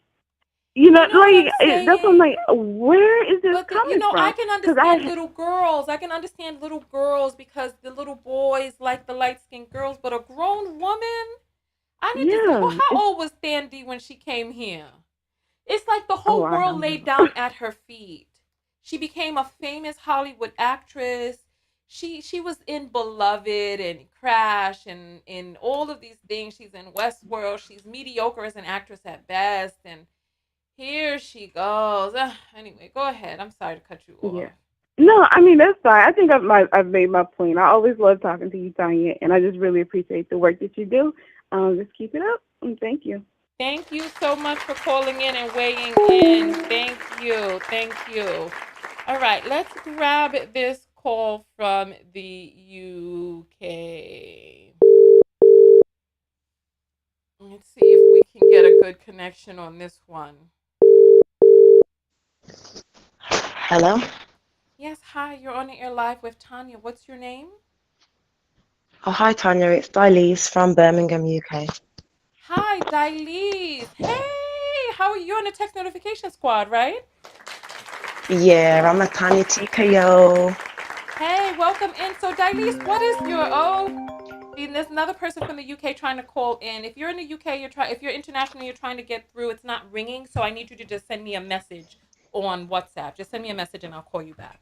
All right, so go ahead. I know my head is cut off because I got to stand up because my bottom was just it was flattening out on the seat. I had to, I got to keep it pumped up, because I am black. I got to keep my bottom pumped. Anyway, Dilise, go ahead, my Girl, dear. indeed. I understand the struggles, but I really wanted to call in to give my view as a biracial person. I think most of us as biracial people, we have an identity issue, especially whether our parents are, whether the mum's black or the mum's white. I think that does have impact on how we grow up and who is prone to accept us. Like my mum's white and living in the UK, it doesn't matter. I have to have my mum literally in front of me, talking to me saying, "Mummy, can we do this?" for people to acknowledge the whiteness in me. If I'm out with my dad is on guard, ready to pounce on someone verbally if they say boo or look funny at us. So it's two different ways of living, and that does mix up the children. What the hell are you talking about? You confusing me. Wait. What? Hold on, Dilise. I need some clarification. Help me understand. Help me. Okay, let me explain a bit more. I'm sorry. Okay, here we go. Going back to some of your previous topics about the gentlemen loving their preference being white women and whatnot, and then the white ladies having the choice of the black men, so to speak, that has an impact on the children. Okay. In what way though? But you were saying that your mother has to be there for people to acknowledge the white in you? Definitely. If I do not go out without my mum by my side, 9 times out of 10, I'm going to get some rude nature towards me or my children. Wait, but why? That's the thing that's confusing me. Rude nature over That's what I don't understand. I could be shopping in a store and asking, "Oh, excuse me, please," and I would get a look back and a frown, and a reply as if I've just slapped them in the face. What? Oh yeah, Birmingham, UK. But I've been to Birmingham. I don't know if it was my American accent and my cheek that made them Oh treat no, me people over differently. here, they like the American accent and stuff, so you wouldn't have Oh. experienced it. And you're a black lady. Everyone's But gonna be drawn to you. wait, so but what? Well, the black But why? folk anyway. Okay, but the thing that I'm confused about is you're saying that you are experiencing prejudice for being half black. Yeah, because most of my family in the UK that I live close to are black. Most of the people that I grew up around are black. It's only my mum that is the white person in all of my surroundings. So it's Hold on, almost so like hold she on. defines how I'm treated by everybody else. Oh, your mum's white. Right. What? So hold on. Help me understand. You're saying that they need to know that your mother is white in order for them to treat you decently? Girl, that's what I'm saying. I was unable to open a business account without my white mother to co-sign, and she has even worse a credit than I do. Wait a goddamn minute. You couldn't open a Uh-huh. business account. You had to get your white mother to co-sign, and your white mother has worse credit? This is so confusing. But then you say they like black people. So what do they have against biracial people? Oh Lord, the girl done got a call coming in. Trying to reconnect. I need to understand what the hell is going on in the UK. Come on, Dilise, come back. Oh my Lord, Dilise. Hello, are we back now? Yes, I don't know what happened to the line, but go ahead. But why would they like black people, like white people, but have an issue with biracial people? All I can say is what I went through is the same thing my son is going through now, and he's 11 years old, which is why I'm training to be a psychologist to navigate all of this. But what I can see is parents' issues with their race have a knock-on effect with the biracials and where they belong in the community and how they get treated by society. My example of this would have been I done a Prince's course for business and I passed. Okay. I was told, oh, you can get a grant afterwards. The premise of a grant is you don't have to pay it back. Right. So I spent all of this time doing my course and over 3 hours speaking to my mentor on the phone. I still remember his name, Stephen. And when I got to the waiting room to speak to him more about my concept and get funding, he looked at my name, which is spelled Dylize. Mm-hmm. Second name Griffiths. And he looked around the waiting area and he didn't know who to look at to call. So he didn't even call, he just walked off. And because I'm used to people not knowing how to pronounce my name, I thought, oh, let me step up and ask, Dylize Griffiths. He goes, yes, with such a look on his face, like, you're the person I was speaking to on the phone for 3 hours. By the time we walked up through the stairs, through the office to get to his desk, his sweaty desk, he found some reason to say I can't have the grant and then put it on my credit score. Really? Most black people in UK have a bad credit score, which stop us from getting the opportunities we need. Wow, this is so strange. So you are facing discrimination in the UK for being biracial, but then do black people face the same discrimination by white people? Oh yes, they face it even worse. But I'd say the females, biracial females and biracial males have two different aspects to face. See, the females are the ones that get used. They get shagged and bagged. That's what UK call it. And the mixed race guys are everyone's preference, so they go around slinging it everywhere and procreating with the white ladies. I know I'm white, but I just don't feel it. And this is what I wanted to phone in and say. I don't resonate with my mom in any way, or her white side of the family. Maybe that's why, because they're racist, or her prejudices has made her go to a black man to have me, and then she has subconscious hate towards me. But I have no idea where I belong in the society that we live in. Wow, this is deep. So when you heard Thandiwe's apology, what were your thoughts on all of that? I was confused.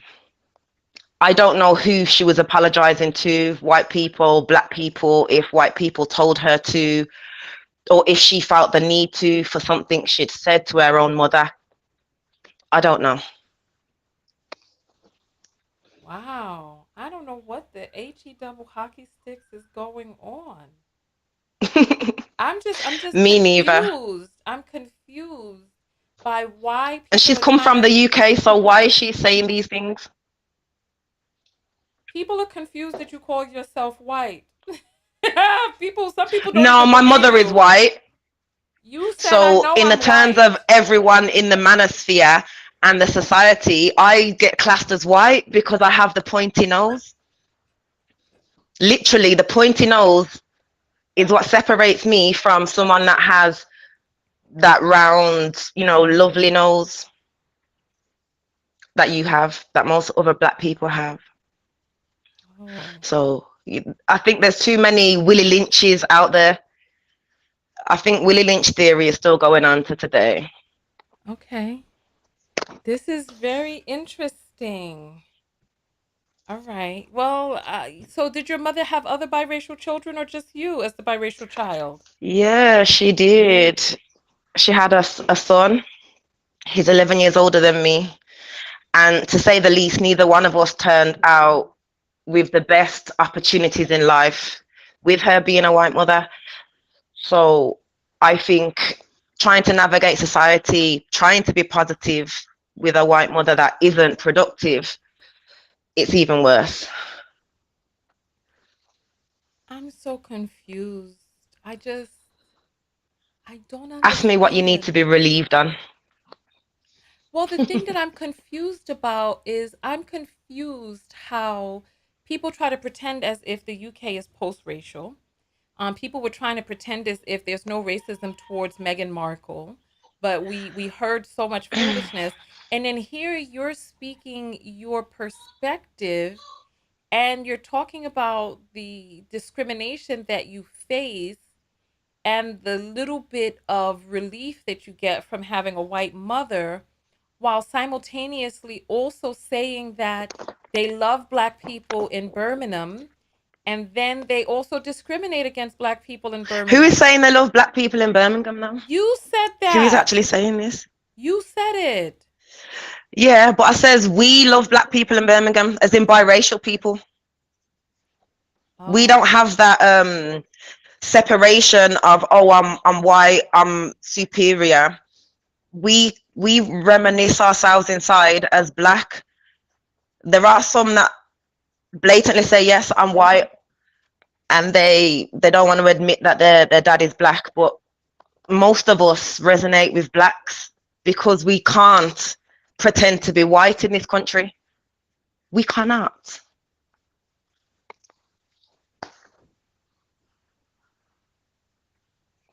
Maybe that's why everyone goes bi-coastal to other countries, because they can pretend more easily.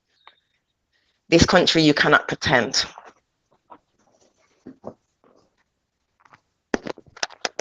The thing that I find strange is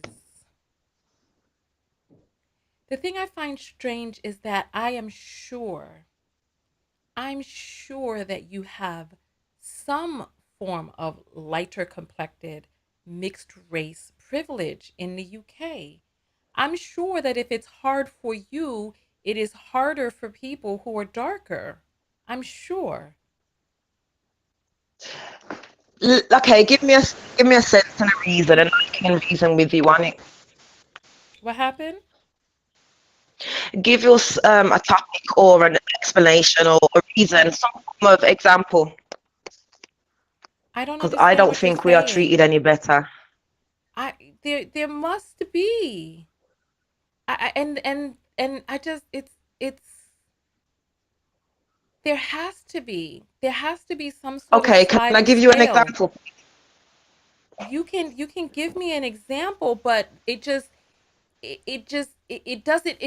doesn't make sense that there is no privilege that you get for being mixed or lighter complected, because if a person is, I mean, dark, we cannot say that in the UK that they would navigate and be treated in the same way. So in the ways that, you went and they went and they put the grant on your credit, right?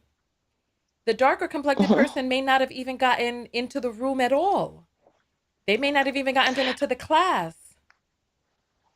Yeah, that could be a good example. But there was some, I'd say, out of the classes and any uni course that I've done, there has been a handful of us.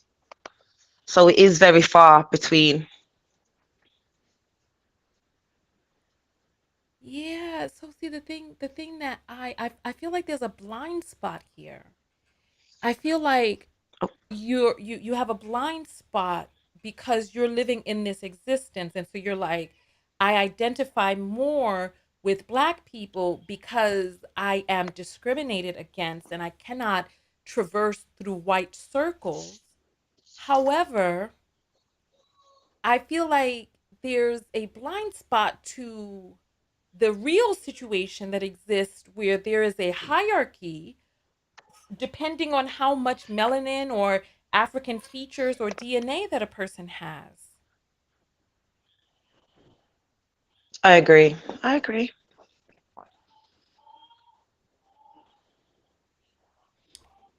I can't see everywhere I've been that I have had a better outcome than all of my friends and other people that I've seen. It's almost like um, maybe I can't see it because I might have some of that privilege, but that privilege will only get me so far. So if that's what you're saying, as in maybe I have privilege, I would accept that. But then there's a premise where you would give someone a bone and only let them take it so far. So there's no point in doing it in the first place. There's still some form of bias, and you can't have what we have. Yeah, I listen, thank you so much for sharing that. I feel you. And people are commenting. Thank you. And my follow-up to that is that it's difficult. That's part of what privilege is. Privilege is not being able to be aware of the privilege that you have. So nobody is saying that everyone's life is easy, because there are some people who have I watched this, it was Morty, I forget, Gromit. It was this little claymation cartoon that came out. It was like That Gromit and being something. mixed or And in this claymation cartoon, there were people who had really strange type of UK accents. And I think those were the people who were in the outskirts of some area. So the accents that they have are the workers. Like, workers have this accent. Like, they were people working under the pipes, and they were like, "Yeah, mama, I don't do this, do this, do." And so I don't know how to do the accent because it sounds strange to me, but these people had this accent that people identified as lower class because they had this particular type of UK accent, right? And so those people are relegated. Oh, the girl done hung up on me. Milana Mercy. Well, nonetheless, my whole thing that I'm saying is that in the UK, that white people even have hierarchies for each other based on the accents that they have. And certain people who have this particular type of accent are the people who you generally find as workers, as domestics, etc., right? And so no one is saying that anybody's life is perfect and without prejudice, right? I see someone calling on WhatsApp in the United States, and the WhatsApp is only for people who are calling in internationally, only for people who are calling internationally. So, so it's like no one is saying that anybody's life is perfect. However, there are hierarchies to how people are treated based on what class, your proximity to that class, your proximity to poshness. There's this word in the UK with posh, which means like kind of fancy. And there are people who have this particular type of, oh, I am from this part of England.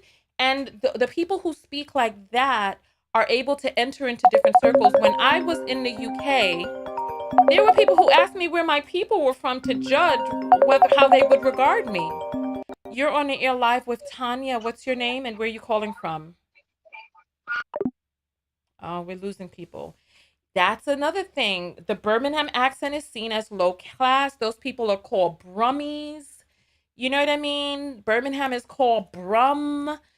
So it's very interesting the way people in the UK, but I think that when we're in an existence, like I didn't even realize that I had a certain level of privilege until I was traveling in the Middle East and Africa, and I came back very dark complected and then got treated in a different way. So so I appreciate you all for participating in that part of the conversation. You're on the air live with Tanya. What's your name and where are you calling from? Name's Renee. I'm calling from Essex. Your name is what? Renee, and I'm calling from Essex. Oh, okay. Renee, welcome. All right. So you're on the air live. Tell us what your comment is. Okay, so first of all, I just want to say that I'm a special case because my mum is white and my dad is black. However, I was adopted. So I was raised by a dark-skinned woman and a light-skinned black man. And I grew up outside of London, in the countryside. So I didn't grow up in a multicultural environment. I grew up in a very much white environment. Okay. That's the first thing. So what I've come to find is that when we talk about, I know that when it comes to like skin privilege, that I have it, but I'm not the type of person who's going to feel guilty about that, because everybody has some kind of privilege. It's about how you use it. I'm gay. I could go on forever about all the straight person in hair. Everybody has some type of, it's how you use it. Actions speak louder than words. Now what she's doing is bullshit. There is no one drop raw. Mixed race people are mixed. There is no that never mixed race. So she's talking bullshit about that. There is no one in the UK is seeing her as a dark-skinned black. That is not happening. So you feel that currently, Thandiwe is not lying. 46. I'm in a very growing up, I didn't actually receive any messages about me being better than dark-skinned women, because there wasn't any dark-skinned women apart from my immediate family in my environment for me to be told that. So the first time I ever got told that, it was by a black man, specifically enough. I'm sorry. I need you to pause for just one moment. I'm sorry. The reason why, I had I'm it. sorry, I need you to Yeah. pause for one moment, young lady from Essex, right? The reason why I open up WhatsApp for people to call or for people who want to chime in, but they can't pay the international charges. If you are in North America and you are in the +1 country code, if it is a local call for you to call on the line, use the regular line. There is a young lady who I am telling who is from Canada. I have typed to her, please use the regular line. You are not considered international. You are in North America. It is not a Great. paid Sorry. call for you. Hear me now better? I'm trying. Go ahead. I think I was on speaker. Hold on. I just need to type to her. Do not call on WhatsApp, please. Please dial on the regular. Ugh, we lost the call because of this foolishness. Regular phone. It's like, come on. I couldn't hear the young lady anyway. I'm going to end up. All right. Listen.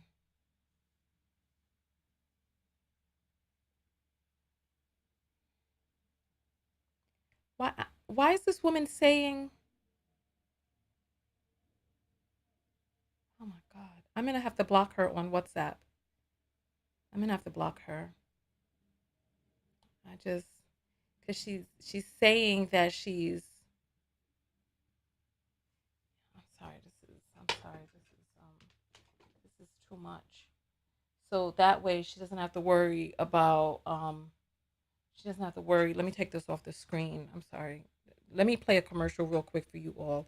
This is. Are you tired of missing Tanya TKO's live videos? Arriving late when the video is well underway or about to end? Are you fatigued of only seeing a live video randomly while perusing YouTube and Facebook? Or worse, randomly unsubscribed?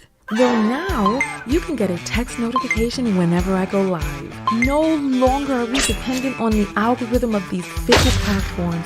For just $1.99 a month US and Canada, or $4.99 a month international, you get a personalized text message 15 minutes before each live show. Now, you can show up early with the Tech Squad, meet other people from all over the world, and get invited to secret broadcasts off-platform. Most importantly, support your favorite independent creator. Go to TanyaTKO.com and click on text.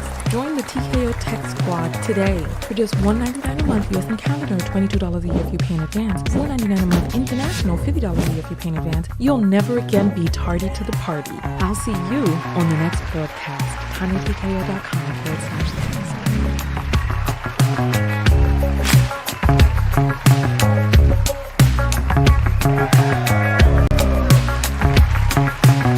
Are you tired? All right, welcome back, everybody. Welcome back. Look, I did have to block that young lady because she wasn't getting it. I'll unblock you after the program, but I can't have your calls constantly trying to come in on the international line. I can't have that because it's disruptive. It throws the apples off. It's ringing behind me because WhatsApp doesn't give us the ability to be able to control whether or not the phone rings and the extension. So I apologize for that. I will unblock you later, but for now, unfortunately, so nonetheless, right? We're talking about a lot today, right? And I've been on for a really long time, so I'm starting to get very, very, very frustrated. And I just, the lady who called in from Essex, I couldn't hear her line anyway, but I think she was saying that she's not going to apologize for being lighter complected, et cetera, et cetera, et cetera. And,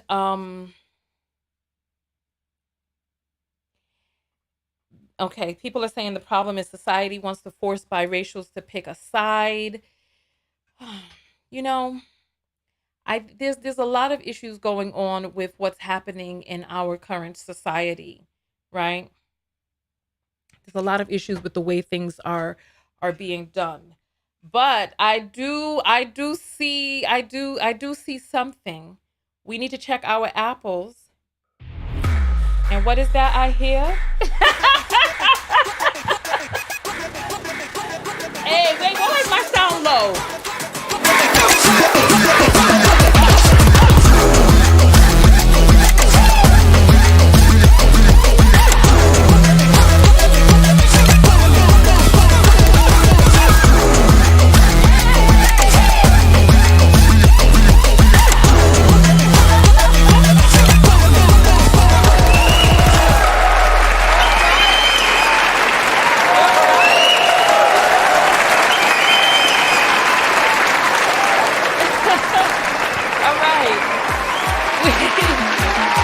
That did get me to get up out my seat, even though I didn't think I had it in me. Yeah. So Island has sent through $100 and says, so Island Durden says, I'm poor, but here's $100. I could speak with you. Let's see.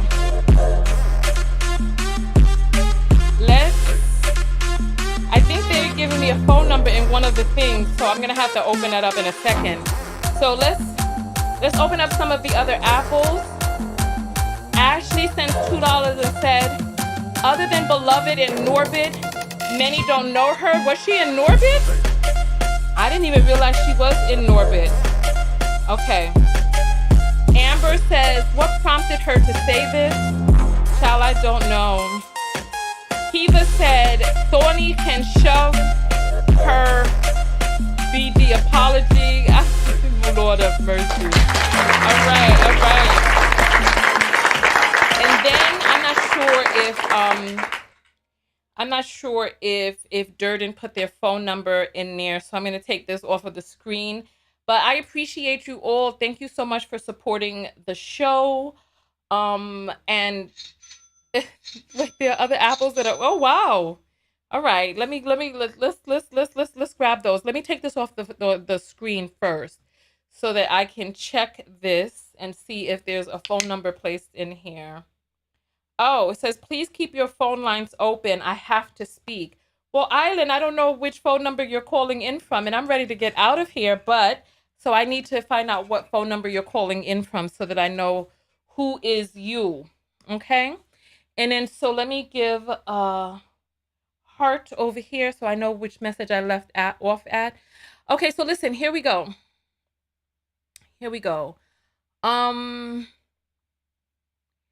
The phone lines are back open, but Island Durden, I need you to let me know what the last 4 digits of your I need you to let me know what the last 4 digits of your number are so that I can know which call is yours. Okay. Here we go. You're on the air live with Tanya. What's your name? My name is Quinn. I'm sorry? My name is Quinn. Oh, hi, Quinn. Where are you calling in from, Quinn? I'm calling in from Western Florida. It's near Miami. Okay, so you're Quinn from Miami. So talk to us, Quinn. Talk to us. Oh, wow, that's really loud. My goodness. All right, talk to us.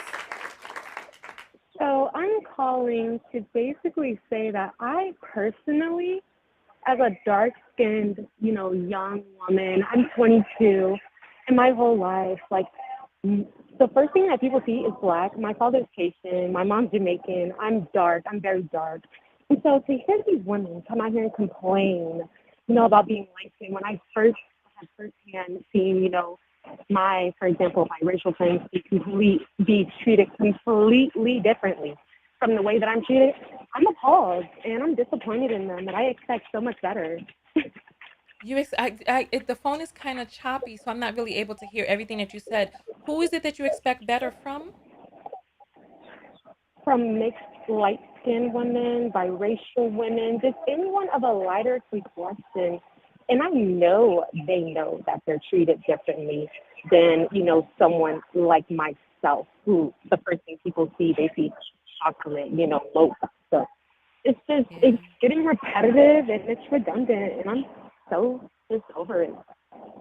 You know, but judging from speaking with that woman, she seemed to not realize that there's a difference in treatment. She seemed to not realize it. And that's the thing. They'll never be able to realize it because they'll never be a mocha skinned woman. Yeah, you know It's what the thing hard. about it is? It's so strange because it's like I can recognize that a person in a wheelchair will get treated differently than I do.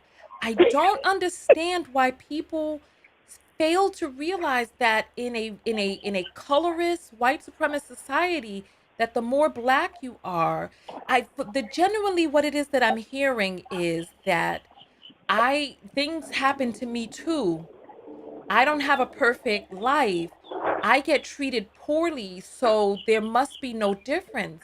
Without realizing, I mean, I'm a black woman and I know that if I was in a wheelchair, things would be different for me. You know what I mean? It's so interesting to hear this. And so you're saying from a mocha complected woman that you know for a fact that you get treated differently than a person lighter complected. I know that from firsthand experience. Being in Miami, nightclubs, being on South Beach, depending on what club you're going to go to, what restaurant, best believe you'll know. Unless you're a black woman, you'll never know, but you'll know. Wow. Thank you so much for adding your point of view. Thank you. Thank you so much, Tanya. I'm so happy I stumbled upon your channel. It just feels like this sense of community that I've been just searching for my whole life, and it's great. It's great. You're doing your thing, and I appreciate it. Oh, wonderful. Are you a part of the text notification squad? I have not subscribed, but I will definitely do so. Yeah, go ahead, because we have broadcasts off platform. The community is even tighter behind the scenes. So make sure that you do Oh that. my It's only God. $1.99 a month, $22 for the year. Yes, So make sure you do that. Okay, Mama? I will do that. Thank you so much, Tanya. Us young ladies are listening. We're hearing you. All right, wonderful. Thank you so much. Have a great day. All right, phone lines are open. I'm going to take a few more phone calls. It's strange jumping up and down for that super apple actually got my blood back flowing again. So I appreciate that. Thank you. All right. So Island Durden, we don't know what the last four of your thing is. So how do we know? The phone lines are open. And then we'll take a few more of these calls and then will we open it back up for international? We haven't had good luck with international calls today, so I'm not really sure. All right. All right. So the calls are butting up against one another. So while we have this moment while we're waiting for the calls to stop butting, because right now they're coming in back to back to back, but because they're coming in so frequently, they're stopping any call from getting through because all of the calls are kind of in a log jam. So let's take a few moments to breathe in and just kind of relax into where it is that we are right now. Basically, we're talking about Thandie Newton. Thandie Newton, for those of you who are just coming in, I'm going to pull up. Thandie Newton is this young woman right here who made a video desperately to apologize every day to darker skinned actresses. So she basically made this video where she was quote unquote apologizing to darker skinned actresses for taking their men, taking their roles and taking their truth, etc. She broke down into tears and she was crying and talking about how the people who discriminated against her the most in this world of white supremacy, the people who discriminated against her the most were dark-skinned Black women. You're on the air live with Tanya. What's your name? Hi, this is Kate. Hi, Kate. Where are you calling in from? New York. Hey, Kate from New York City. All right. So go. Oh, you know what? Somebody said 49 is hardly young. I feel you on that. This grown woman. That's right. That's right. All right. Go ahead, Kate. I hear an echo, though, but keep talking. Go ahead. I don't have anything on. Okay. Can you hear me okay? Yes, I hear you. It's perfect. Okay. Go ahead. So, I don't subscribe to the whole colorist thing. I'm a black woman. Have both black parents. But what I'm confused about with Thandiwe's quote unquote apology is that she says that in the UK she's dark skinned. Who is calling her dark skinned in the UK? That makes no sense to me. I mean, it's clear that she's fair skinned. When you How say you does she don't sub, consider when you say herself you dark don't sub, skinned? when you say you don't subscribe to the whole colorist thing, what does that mean? What I mean is that just from growing up and such, I've never made an issue or categorized or treated someone with regard to their skin tone. That's never been a part of my conversation. Obviously, I can see someone's fair skin, darker skin, but that's and I don't like how it's used between us. Sometimes as a power play or just to discredit one another. But my real question is, how does Thandie Newton consider herself, or say that people in the UK consider her dark skinned? Yeah, but I before we can even talk about that, because the question lie in the same room as the answer. And if you don't believe that colorism exists, then how can you have the conversation? Do you believe colorism I exists? did not say that I don't believe Okay. colorism. No, I did Okay. not say that. Okay. So you're saying It's that just you personally have never had a different feeling about a person based on how much melanin they had or didn't have correct. Correct. in your whole life? Yep. Yeah, I call bullshit I on know that. it may seem hard to believe, I call but bullshit on that. I call bullshit on it because we live in a society where we are programmed. We live in a white supremacist society. We're programmed, and you're trying to say that you are the one person who has no programming whatsoever, that you've never even had a fleeting thought or a fleeting feeling about a person based on their skin tone, or never been more apprehensive or more open or more attracted to or had a preconceived notion or any of that based on colors or features or any of that. And I don't believe you. And that's fine. I don't have to well, believe you. if I'm you sure know there are what, other people. you don't have Listen. to believe me. Exactly. As I just listen, as I just stated, I don't have to believe you. I want to move on from that. I just I wanted to haven't state said that I don't witness it. I don't I say didn't that know. I haven't. I'm talking about it affecting you and you also having those pre-programmed ideas. But you claim that you don't. So I will take your word. I will Well, take your affecting me is one thing. Maybe I'm sure people have looked upon me and made that that I'm categorization. talking So let me about clarify that. being I know, honey, what I'm saying is I'm talking about being submerged in this white supremacist society and the ways in which we are programmed, known and unknown, to have internal biases against people who are darker complected, more negroid in features, or lighter complected. You claim that in your whole life, even as a child, that you never saw a commercial or saw a movie and thought that lighter complected kids were more wealthy or darker complected kids were poorer, or whatever the case may be, that people deserve to be in certain circumstances because of whatever, however it is that it programs people, known and unknown. You're claiming that even though you were raised in this culture, that you've never had that it has not affected your point of view or your perspective. And you say that, so I will take you at Maybe I that. should clarify that when I say don't subscribe to it, that is not something that when I am amongst my own people, black people, that's something that comes up in conversation for me. I was even thinking about it for myself, but I understand what you mean. I'm not saying I'm blind to it. I'm not saying that growing up there wasn't a clear thing that if you saw a black woman on TV or in a magazine, most likely she was fair skinned. I'm not blind to that. I understand that. What does But fair skin mean? Lighter complexion.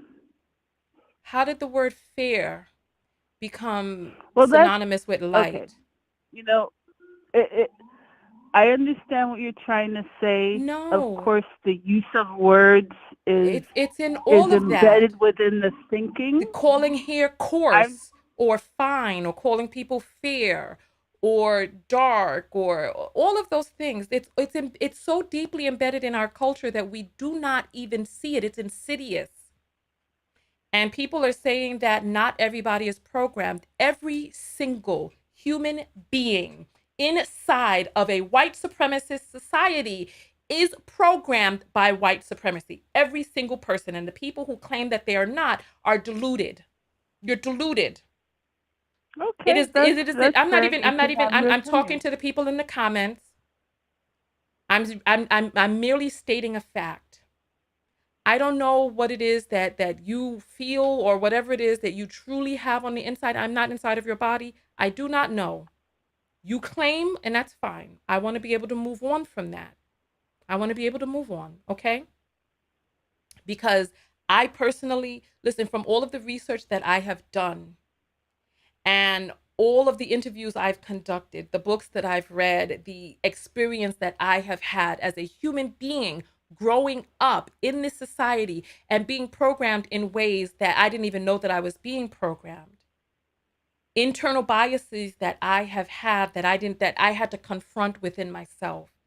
That it makes me wonder about a person who is raised steeped. It's like a pickle steeped. It's like a cucumber steeped in brine, claiming that they're not a pickle. There is nothing wrong with seeing a thing for how it has been presented to you. When I was in Japan, all of the news shows that I saw showed Black people in handcuffs getting arrested and all of that. When I came back, that had an effect on me, and I didn't even know that it had an effect on me. But when I first came back here and I was around Black people for the first time, I don't know if I've told you all this story or not, but because of the 14-hour time difference, it was late. So I had the munchies. I went out to the corner store, and they had in New York, in the bodegas, they have this thing that you spin, you put your money in, it goes around to the other side, then they give you your stuff. Some Black guys in some hoods walked up behind me, and I turned in the other direction and ran. My heart was beating fast, and I took off. I ran. And I got about halfway through the next block, and I was like, what the hell am I doing? I was born in this area. These are my people. Why did I run? Just merely being in Japan for a year. Their skin was darker, or because they had it? I ran because they looked identical. I ran because they looked identical to the people that I had been seeing over the past year on news programs being arrested, in music videos with gold teeth in their mouth and guns, and they were dressed in the same uniform. They looked identical to those people, and I didn't even realize that I was being programmed in that way. And I understand that that's me. I'm not saying that everybody is going to have the same type of experience that I had, right? Right. But I remember being five. I remember being 5 years old. I remember being 5 years old. I remember being 5, and I remember talking to my mother, and I remember that they had these Sassoon commercials. The Vidal Sassoon, and they have the Gloria Vanderbilt commercials on TV, and the Pert Plus with the women shaking their hair. And I remember even seeing things like with Shirley Temple on it and the Little Princess. And when in my young mind, I used to think that rich people spoke with an English accent. I didn't even realize that those were people from a different country. I think that it's impossible to be raised in this society and say that it has had no effect on the ways that we perceive people, even fleeting, like you have to catch yourself. And a person who is saying that it has had no effect on them and the ways that they view people based on their proximity to whiteness. I understand making the choice, but you have to be able to be aware of a programming in order to make the choice to make a different choice. If you are not aware of the programming, then we come in diluted. Okay. May I respond to what you're saying? Absolutely. Okay. I fully understand what you're saying. When I made the statement that I don't subscribe to it, that doesn't equate to me saying it doesn't exist, that I haven't experienced it, that I haven't witnessed it, that it's not a part of what we see media culture, just like you said, it's just seeped in. That is not what I'm saying. What I'm saying I don't subscribe to it is that I hear a lot of conversations and where between Black people, I'm not even talking about white people, about, she's light-skinned, so, she's dark-skinned, so, that sort of thing. I'm saying that's not conversations that I have. And it's not, it's not something that I would immediately categorize someone in. That's what I'm trying to say. So, though I understand what you're saying, I'm not disagreeing with what you're saying, because like I said, I've seen the same commercials, I experienced the same thing.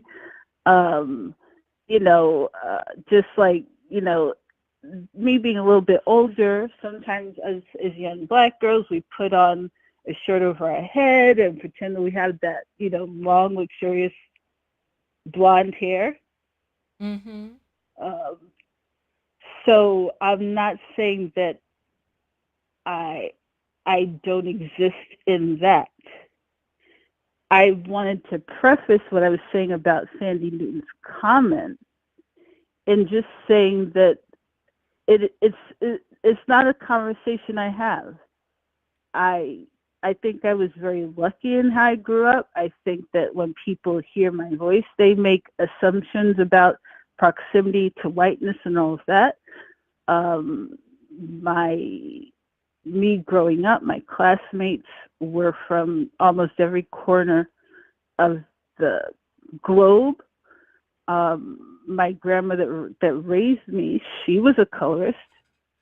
I didn't agree with it. I didn't like it. I brought the first boyfriend that I brought home from high school. She saw the complexion of his skin. He was very dark, and so handsome. And she just turned around. She didn't even acknowledge him. And I saw how terrible that was. The self-hate and Yeah. You know what? Listen, I'm going to put you on hold for just one moment because I need to address somebody in the comments, okay? Okay. I'm going to be right back to you. All right. 1 second. I'm going to come right back. Listen, I saw somebody in the comments who said, I'm going to take the comments off the screen real quick, right? I saw somebody who posted a comment that said, not all Black people see the world through a lens of color, right? COLOUR, right? Which I imagine this person is in the UK. Let me just tell you something. You don't get to come here as a UK citizen and address me, all right, about color, all right? We have people from the United Kingdom calling in about the atrocities that they feel and face, even so much so that they can't even see out of the trauma that they experience on the United Kingdom soil from the rampant colorism and prejudice and bigotry that they face in the United Kingdom. The mother effing early starters of trafficking of African people. You don't get to come in here and tell me what Black people see or experience through what lens of what color. You don't get to do that. Do you hear me? You don't get to attempt to come into our circles and dictate what people do, don't do, how they're programmed. Go and read a book. Go travel. Go get your head out of your arse, if you can understand that word. Get your head out your arse. And don't, listen, you have no leeway. You have no place. Stay in your lane, all right? That same toxic, putrid, disgusting wasteland filled of bad tooth barbarians over there in your country who are so blinded by their own the rampant stench of their colorism and racism over there that they think that it doesn't even damn exist. I just had to say that. Please, please, sit down. Sit down. Unbelievable. Unbelievable. Unbelievable. All right, I'm back with you. I just had to address someone very quickly. Please finish what you were saying. Hello? Did we lose you? Hello, I'm back. Hello? Yes. No, I'm Okay. sorry. Sorry, I was here. I wasn't hearing what you were saying or what you were it's quite addressing, all right. so I was trying to pop on to hear you. I'm sorry, I didn't realize that was you talking. Yeah. So nonetheless, go ahead. We're listening for you to, let's sum up your phone call. The question that you called in to ask is how can she be considered dark skinned in the United Kingdom? Part of the reason that she's considered dark skinned in the United Kingdom is because of the putrid, rancid stench of Black hatred and colorism that exists, so that even if you have the stain of 1% of Black in you, that they will treat you horrendously and they will act as if you have more Black than you actually do in you. They will treat you like you have just burst out of the Belgium N-word zoo. Okay. You know what? Go look at police killings. It's hard for you to wrap your mind around, because in the United States, we're so used to light-skinned people getting a certain amount of privilege. But go look and see the face of the people who are getting killed by UK police, that they're getting beat with billy clubs to death, choked. They have very few guns in the United Kingdom, but they're killing biracial people. Like, there was a biracial person that was killed here in the United States, and the white mother was like, "Hey, my God, I just did not know that my son would come and do something with, I didn't know, I thought that his light skin would protect." But no. In the UK, they're hunting them out there. They don't give a good goddamn. They want to erase and eradicate the earth of you if you have a percentage of Black in you. So that's how, because they act like they don't know. The same way that all of these Thurgood Marshalls back in the days, that they were light, bright, damn near white, but people were like, he's the first Negro judge, whoever. But when you look at him, they went and cast Anthony Mackie. But the real true testament is that they were treating lighter complected Black people who had the proximity to their whiteness, that they were treating them horribly. In this country, Rosa Parks, there was a woman who sat down on the bus before Rosa Parks, but they had to get a light-skinned woman like Rosa Parks to be the face of the movement because the other woman wasn't palatable enough. Exactly. So even in this country, so now we have the privilege of being able to have the hierarchy, but back then you was just another nigga. You was just a light-skinned nigga. I understand what you're saying. I'm just thinking, like, on a visual point, if she thinks she's dark skinned, then what is her mother considered? What is someone? Listen, that's she's deluded from the too. Sudan considered? You know what I mean? Just Sandy Newton is deluded. Sandy Newton and her stank ass apology. I'm sorry, I've been on here too long. I don't have the time to mince words. Her stink ass apology, her sitting in there in her damn privilege, letting us know that everybody loves her except for Black women and dark-skinned Black women. And she's been so hurt by us that she was able to combat white men in a movie, that she would take dark-skinned Black women and take us and throw us up, well, take dark-skinned Black women and throw them under the bus for promotion of her fucking film. I don't think she was complaining about being in Mission Impossible with Tom Cruise. I didn't see her complain about that. But hey. I don't even remember her in that because she's so mediocre as an actress. Yeah. She's so and I mediocre. also get her and Zoe Saldana confused.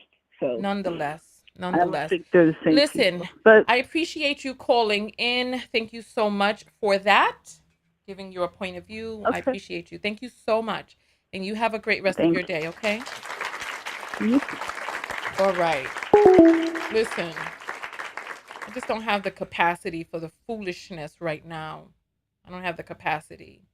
So listen, I'm going to check this.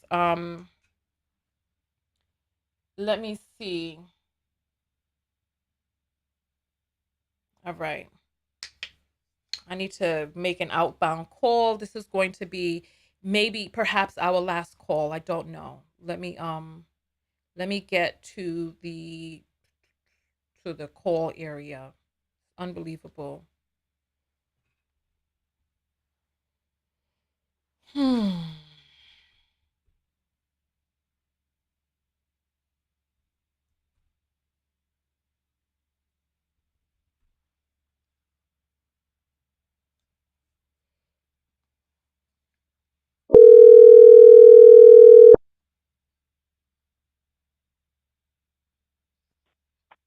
Hello.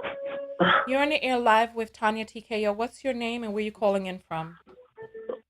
I am literally Africa. If Africa dies, we all die. This is Africa right now. This is where it all started from. That's why all Black people are so vulnerable, and that's why they are reacting the way they are reacting, because they are essential. They are our mental health, all of us as human beings, all of our frequency. They are the most pure. They are Africa's babies, and they are suffering. Our society was built upside down. It was built, our society was built wrong. It betrays Africa. It's Africa. Africa right now, even the elephants, everything, I feel it. It's all our hurt is where it's coming from. And it is because there was a beast and there was a tree. And society, those men chose to make society to worship the beast instead of the more vulnerable, the tree. They were supposed to go through the tree because the tree is more vulnerable. That is our mental health. Everything about us, we are supposed to be beasts in a suit. We are supposed to be a tree in a suit. That is our yin and our yang. That is our yin and our yang. Okay. That is our yin and that is our yang, and that is supposed to keep every single human in line. You are supposed to keep, men have more of the beast in them because their arm is stronger. So they are supposed to keep the beast on a leash more. That's why you are a man. You are supposed to have the stronger arm to be able to handle the beast more. You are supposed to be able to do that. And whatever your language is, whatever your continent is that's split apart from the others, you are still supposed to be everything in a suit with a standard of respect. All right. A standard of respect. Hello? Are we Hello. having a conversation or are you using this as your podium? What is your name? No, I feel the energy of the universe. It is an equation I have been given to be able to heal society, to be able to help every single person on this planet find love again, the empathy. What is your name and where are you calling in from? Tanya, I'm literally like trying to give this to like Africa's literally dying right now. I understand. Like the elephant is on its side and it's still trying to hold on. Like it is being pumped and destroyed right now, and you wonder where I'm from. And I'm telling you the truth right now. For every person on this entire planet, for white, black, Asian, everybody. We are asked, do we deserve to be here? We are asked right now. Our mother is hugging us right now. We are being asked right now at this moment, even you, Tanya. This is important, Tanya. This is very important. This is what you have been searching for your entire life. This is what everyone has been searching for. This is the universe hugging you right now. Your mother does not want revenge on you. You know what? She wants you to love. She wants you to love. She is dying. My mother is dead. What are you talking about? Let's if we're going to have a conversation, let's have a conversation. I mean, no, you don't understand. People, you can't feel it, Tanya. Tanya, you're still going into business mode. This is Tanya. I am literally telling you something very important to you. I'm telling you something very important to stop all the arguing that's going on, Tanya, in the world, Tanya. I understand. We are treading on the grass too much. I understand that. However, you cannot talk about us having respect for one another, and I'm talking to you, and you're refusing to answer my question. Tanya, you're going into. I'm telling you, this is the truth of what everybody needs to hear.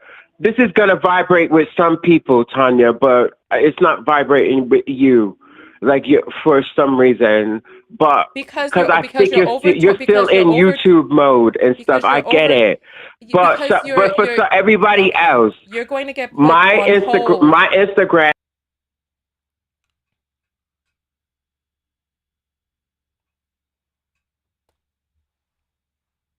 All right, so listen. If we're going to, let's have respect for one another, right? If there is a message that you feel that you want to get out, right? It's like you can't talk about trampling on the trees and then you come and you trample on people. You know what I mean? Let's not do that. Let's not do that.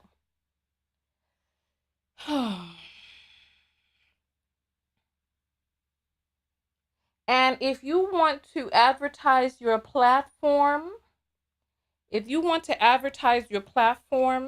contact me and let's talk. Let's talk about, listen, nobody said that this person was crazy, but there's a way that you do things.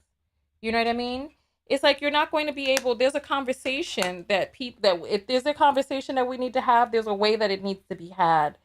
Otherwise, what you can do is you can go ahead and build up your platform. You can go build up your platform, and then you'll have those people to speak to. But don't try to hijack somebody else's audience. Y'all ain't gonna have me out here like Shekinah, cussing people out and all of that. You ain't gonna have me out here like that.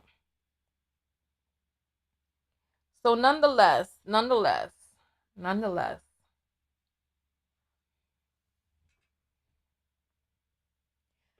All right, are you ready to have a conversation with me, or are you just going to talk over me?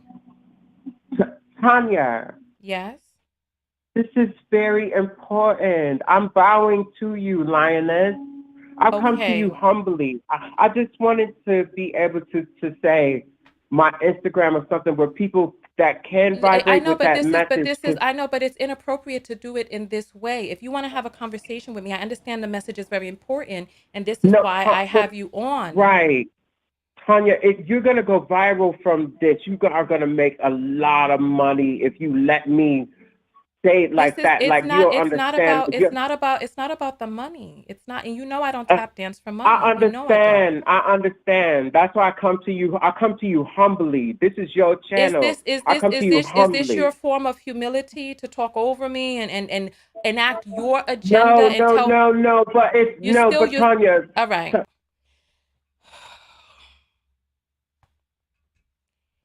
consumes me, and I'm Hello, sorry. I I mean that know. with the utmost respect.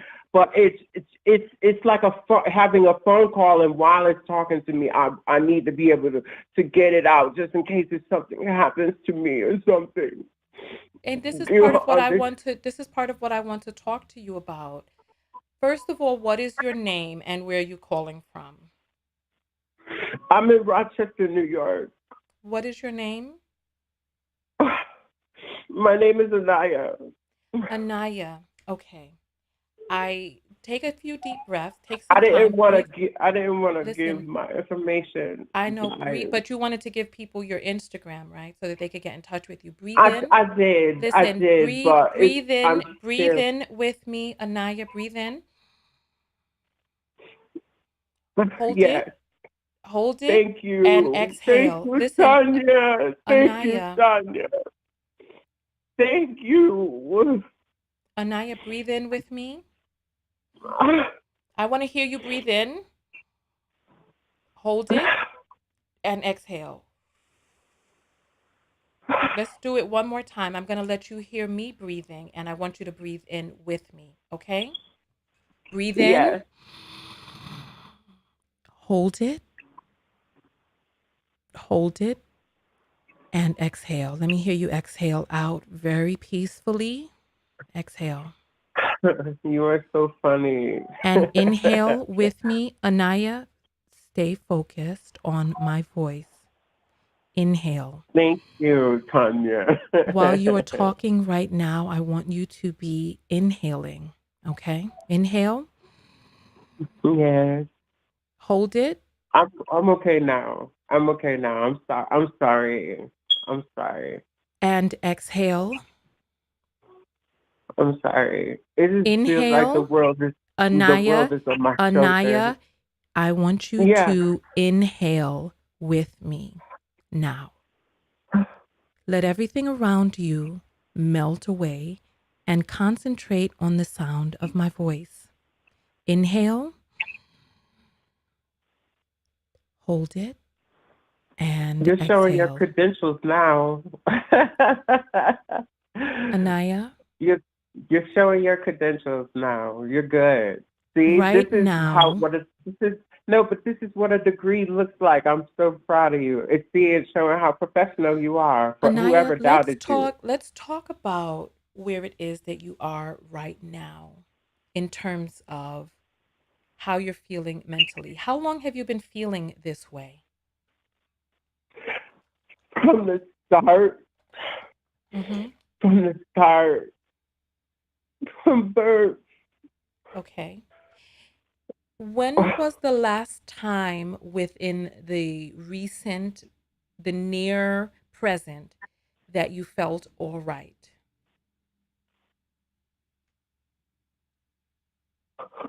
It's like, you mean like fine? Yes. When was a time in the near present that you felt okay, that you felt safe?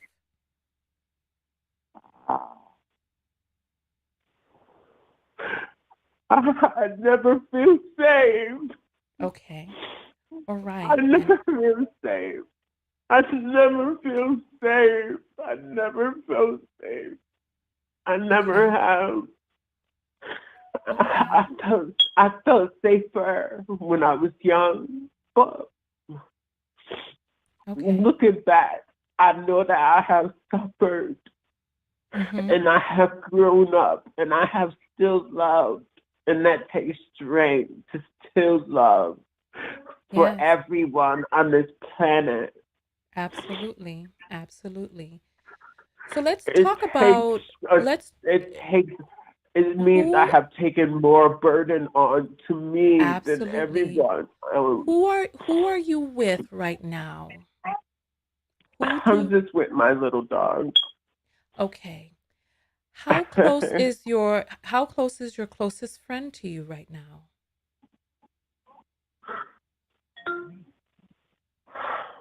I don't have any friends. Okay. When was the last time that you did have a friend?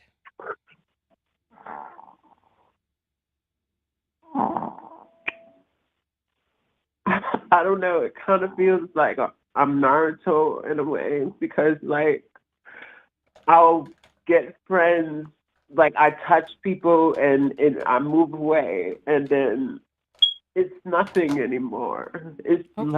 love is dying. Love is Okay. dying Let and me ask I you can this feel it. question, Anaya. Yes, you're right. Love is dying. You have every right to feel the way that you feel. Yes, I can When feel it. I when can was feel the it. last time that you spoke with a mental health professional? I used to have a therapist, but Mm-hmm. I don't need a therapist. I didn't ask if you need. When was the last time you spoke with a mental health professional?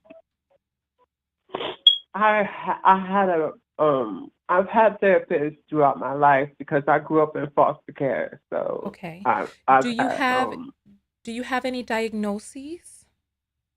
I do have diagnoses. That's the interesting thing, and I think that turned my knobs a certain kind of way. Okay. It's from the Okay. bumps. It's like I remember, I remember everything that everybody in some type of way has caused my frequency to harm, Yes, I and understand. I'm still able to love unconditionally. Like Yes, absolutely. it's that strong. So let me It's like you know pure. what, Anaya, you're so right, and thank you. Thank you for You're calling in. welcome. It was, it, I appreciate the part of you that knew that calling in was the right thing to do today. So thank you for Yes, calling in. I knew I to. Tanya, I have contacted other people, other YouTubers, and they have told me that people were not ready for that truth yet. Right. Like they did not Let's want. talk But about this is absolutely. What this are your this diagnoses? The diagnoses that they gave you, what are some of them? girl, all of them, every single one of them, Like what? Name because some of them. I took on a lot of burden, I so you can understand. imagine all the Right. hurt, So what it has brought we're me into. sharing right now. So share with me, what are some of the diagnoses that you have? I- Girl, I have not even noticed. I stopped listening. I stopped Okay. listening. I let Okay. them just push me in different directions to freaking electric chairs, to everything, all types of, to be chemically dumbed down, to basically Yes, to to I to calm understand. this voice I that I kept understand. saying since I was a baby. There is a voice that is talking to me. I always had a relationship with animals. I always Yes. loved people fascinate me, and I have grown to love the idea of a human because they feed the Yes, earth. Our absolutely. earth is falling apart. That's It why it is is. It is. crying. The patriarch has Yes. beaten her down. Yes. It has beaten our planet down. Yes, answer this And our question for planet is me. Absolutely. dying. She And is dying, and and she is begging all of us, please. question to She you. loves you. Question to you. Do We you feel we that you eat may be a animals. We do are not you supposed to eat exactly. Listen, animals. We are not supposed to eat Anaya, animals. please listen to the sound of my voice, Anaya. Do you feel that Oh, you may be a danger to yourself or other people? no, no, no, Okay. no. I have never had more Okay. clarity. I have been given this Okay. because I am strong enough to handle it. I am Okay. coherent. Well, that's good. That's I am good. completely So coherent. listen to the sound of I my am voice. coherent. It feels like I am it feels like I asking have you a wit super question. saiyan and Anaya, I can help other breathe people go in, super saiyan. breathe in, I'm fine. breathe in with me. I'm Listen, fine. I was given Anaya, it because I'm strong enough to Anaya, handle it. Anaya, listen to the sound of my voice. Fine. Breathe in Africa is strong, and strongest of them breathe. all. Anaya, breathe Yes. in. Breathe in with me, Anaya. Okay, maybe I was hyperventilating a little bit, but And you just I need imagine you you channeling this. I need you to remain calm. Exhale. Okay. I am Breathe in. human.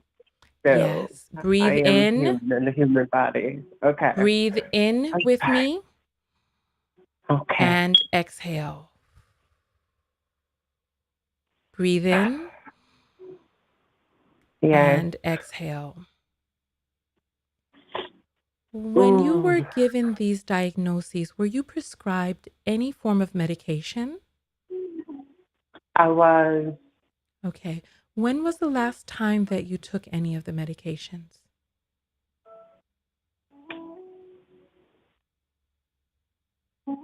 I actually stopped.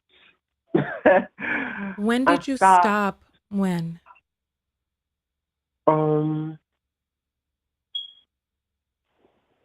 I stopped.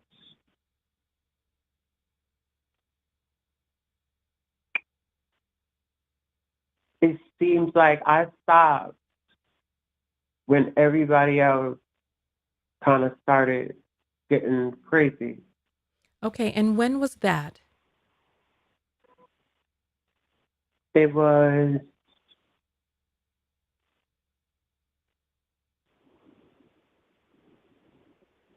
I do not have a time, but I Okay. felt it.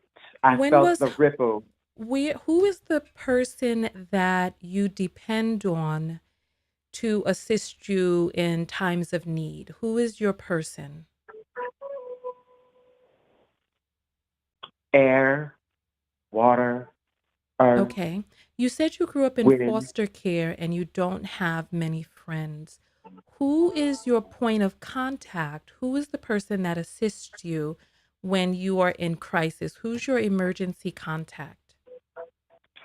Probably my sister. My sister is she's Okay. responsible. Yeah, a black woman. Okay. That's Do you right. feel comfortable giving me your sister's number? I'm going to take you off the air and get the number from you. Is that okay? Yes. Okay. Okay, so I've taken you off of the air. I've taken you off of the air. Just in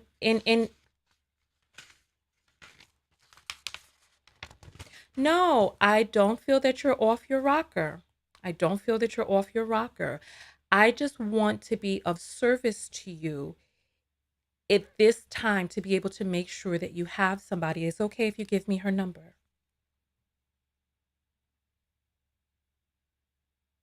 Okay. What is her number?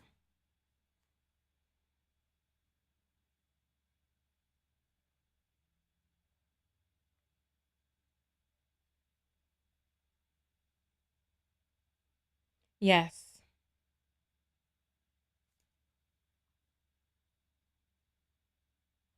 Okay. Okay. And what is her number? Okay.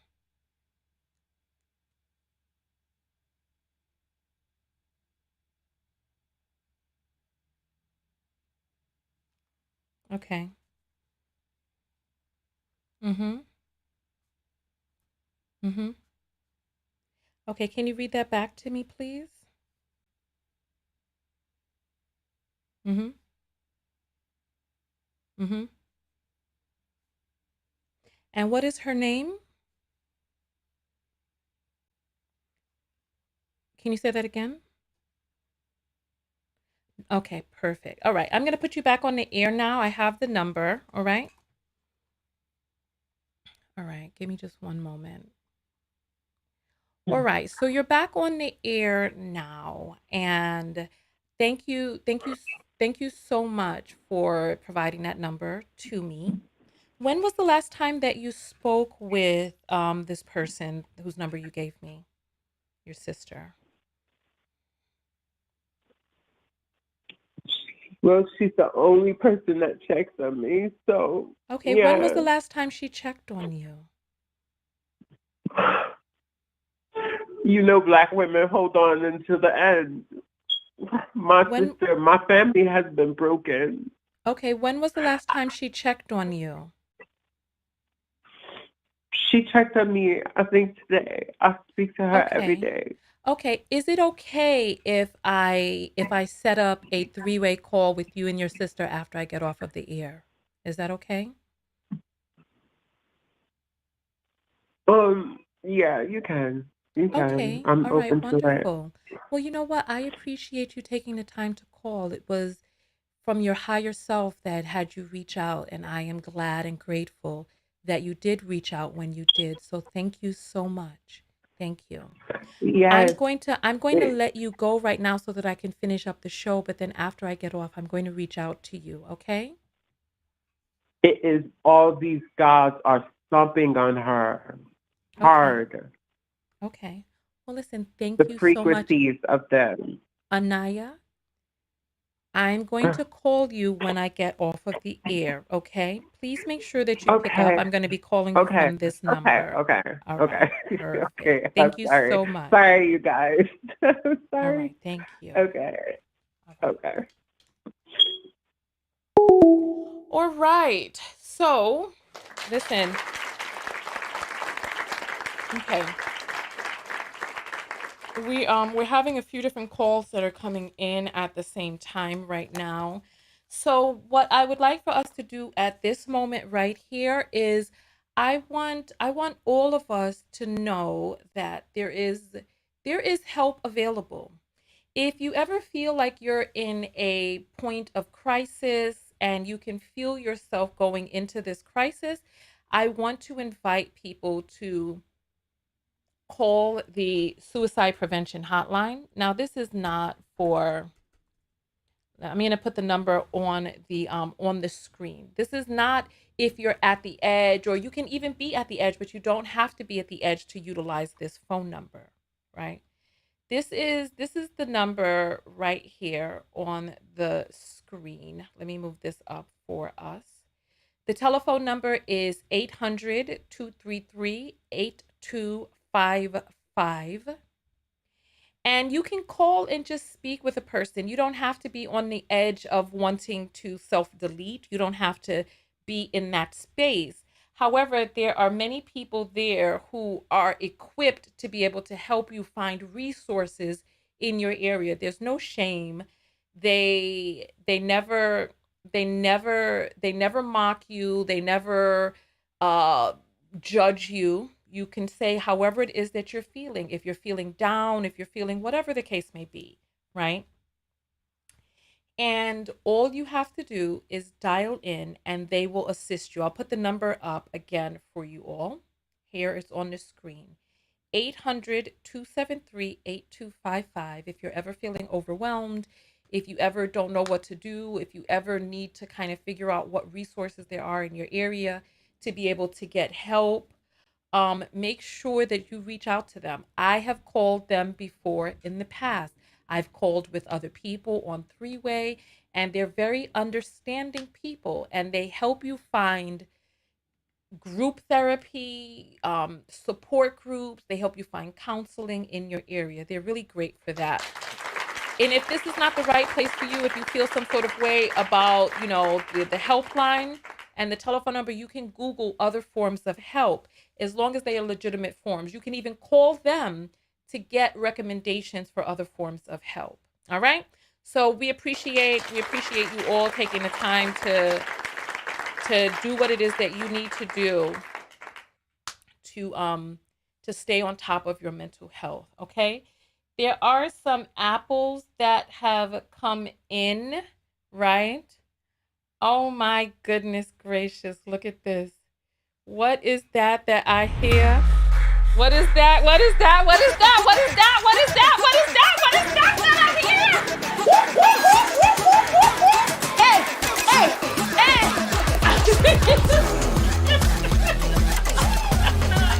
Ooh, ooh, ooh, ooh.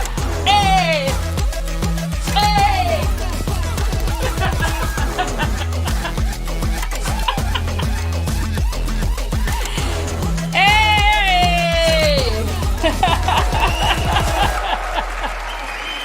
We have a super apple that has come in. All right. All right. So we have a super apple that has come in from Steve, has sent $100, and he says, preach. He says, preach, Tanya. All right. I appreciate that. Thank you. Thank you, thank you, thank you. Thank you. Thank you. All right. Brianna sends $3 and says, thank you for giving us a 3-hour show this morning. Thank you. Thank you, I appreciate that. Okay, hold on. Let me make sure that, all right. Let's see. Ashley says, Tanya, I am screaming. What the freak? You know, listen, listen, I don't know. And then Steve sends another $50 and says, Tanya, why did you give that woman all that time? Well, you know, I had a sense on the inside that this was a person in crisis and in need, and it wasn't a laughing matter while we were on the line. I wanted to be able to be of service and assistance to a person who may have been in crisis. So that's why, because, you know, it's like mental health is so important. Oh no, Ashley came back in and says, I thought they were a troll, but now I feel sad. Oh, listen, don't, listen. All right, listen. I feel you. You know, we're all out here doing the very best that we can. So don't, you know, nobody knows when a person calls, whether they're a troll or being sincere or any of that. So we definitely have to make sure that we are listening for cues, right? Listening for cues. In terms of, let's see. All right, let's see. All right, so there were some calls that were coming in from a UK number, but we weren't able to grab those calls. I will take one last caller, and then I'm going to jump on that situation to see how I could be of service in that instance, right? So oh my gosh, we have been on here for 3 hours. I can't believe this. I need to go eat. That's why I'm hungry. My buns are hurting and all of that. So we're going to take one more phone call, and then we're going to get out of here. So the phone lines are open, 323-488-3149. And I appreciate all of you who support the show by sending in apples. Thank you all for sending in your comments. All right. You're on the air live with Tanya. What's your name? Yeah. Hey, Tanya. Hi. Angel. Hi, Angel. Where are you calling in from? North Georgia. All right. So we have Angel calling in from Georgia. Okay, Angel, talk to us. Hey, you know how you were mentioning earlier about, well, we talked a little bit on and off about what people call dark and what people call medium and what people call light, right? Yeah. Well, it's like I'm your in my experience, growing up in a very colorist family, the more colorist your family is, the more likely you are to be categorized as dark complected, no matter how far you are from light. Like, I'm your complexion, but I was raised to view myself as a dark-skinned Black woman. Okay. I had been described by some relatives as very dark-skinned. Okay. So I guess I'm just saying, in my experience, it depends on how colorist your family is and how they don't even think about, you know, they see, quote, dark as a negative. Yeah. And so if they want to say that you're not, they don't view your skin as attractive, or that they wish you had come out lighter, then they will call you dark-skinned, regardless of whether you actually are or not. And I'm careful with that because I don't want Black women who would be like some of the pictures you showed on your other video of Napita Nyong'o and other very gorgeous dark-skinned Black women. I don't want them to think I'm trying to distance myself. Oh no, I'm not dark skinned. I'm not dark like you. I don't want to come across like that either. So it's like I'm trying to, I don't, does what I'm saying make sense at all? Yeah, it does. It does. But I mean, it's a matter of fact. It's like you can't be held in a prison of not wanting to offend people with a matter of fact. You know what I'm saying? Yeah, that's true. I mean, and I like the way you put it, the way you were talking about how you're honoring other Black women who are darker complected, because if you let people say that a brown skinned Black woman is actually dark complected, then what about the actual dark skinned Black women? That's causing erasure for them. Yeah, And Black that's a women great word, as erasure. a group, Yeah. yeah, we already experience enough erasure. All of us of all complexions, as Black women, we're already invisible enough. So I think that was a very honorable way of looking at it, and I want to thank you for giving me that gift.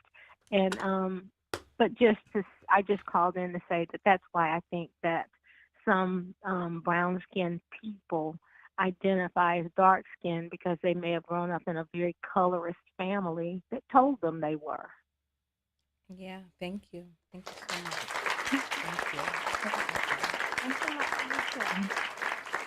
All right, I appreciate the calls. All right, if you're in the UK and you're trying to get through, someone has been calling, you can send me a message on WhatsApp and I'll ring you back, because the call through is not working. And I think I have an accountability call at this time right now, actually. So I need to I didn't even realize we were going to be on this long. I'm glad that we did break it up into 2 different broadcasts. If you're enjoying yourself on this broadcast here today, let me see you throw up the 100. You can throw up the emoji 100, or you can just type 100. I want to see who is enjoying the broadcast today. Thank you all so much for being here. Thank you for showing up and being a part of the broadcast. I see Elle has sent an apple through. Let me grab this real quick. Elle sends $1 and says, "Thank you for your compassion, because the bigots in the comments irk."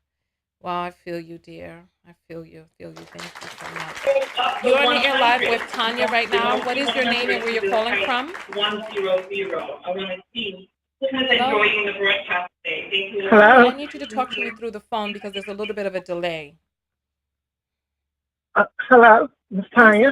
Yes, hi. You're on the air live. What's your name and where are you calling from? Hi, this is Mia. I'm calling from Ohio. Hey, Mia from Ohio. Okay, talk to us and tell us, your input on the conversation at hand.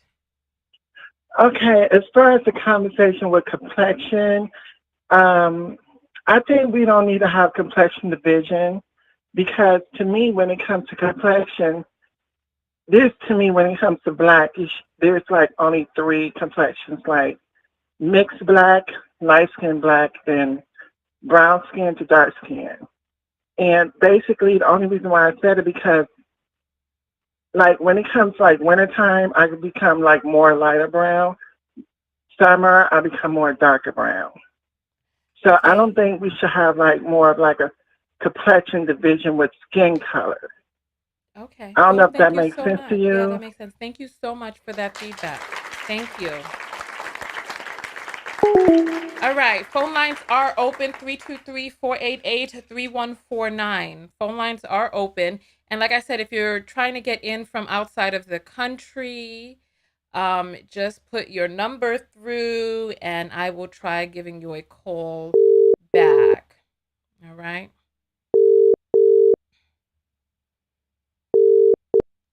Thank you so much for that.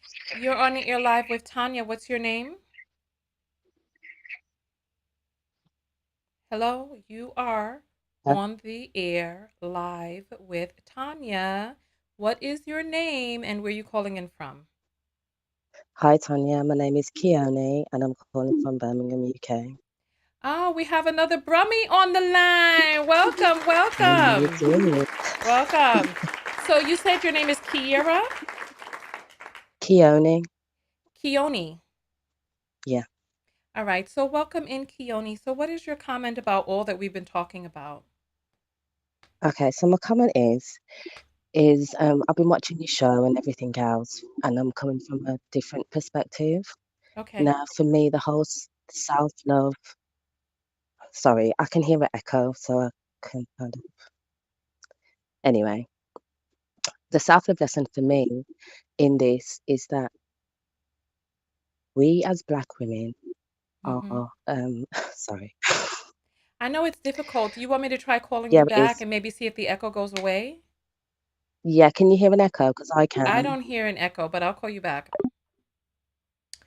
All right. So let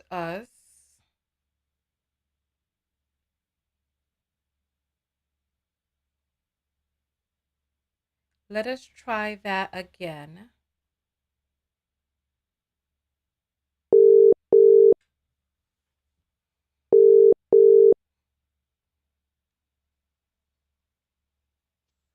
Hello?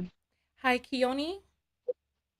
Hello, hiya, yeah, I'm back. Yes. Yeah, and Do I you don't hear? hear an echo anymore.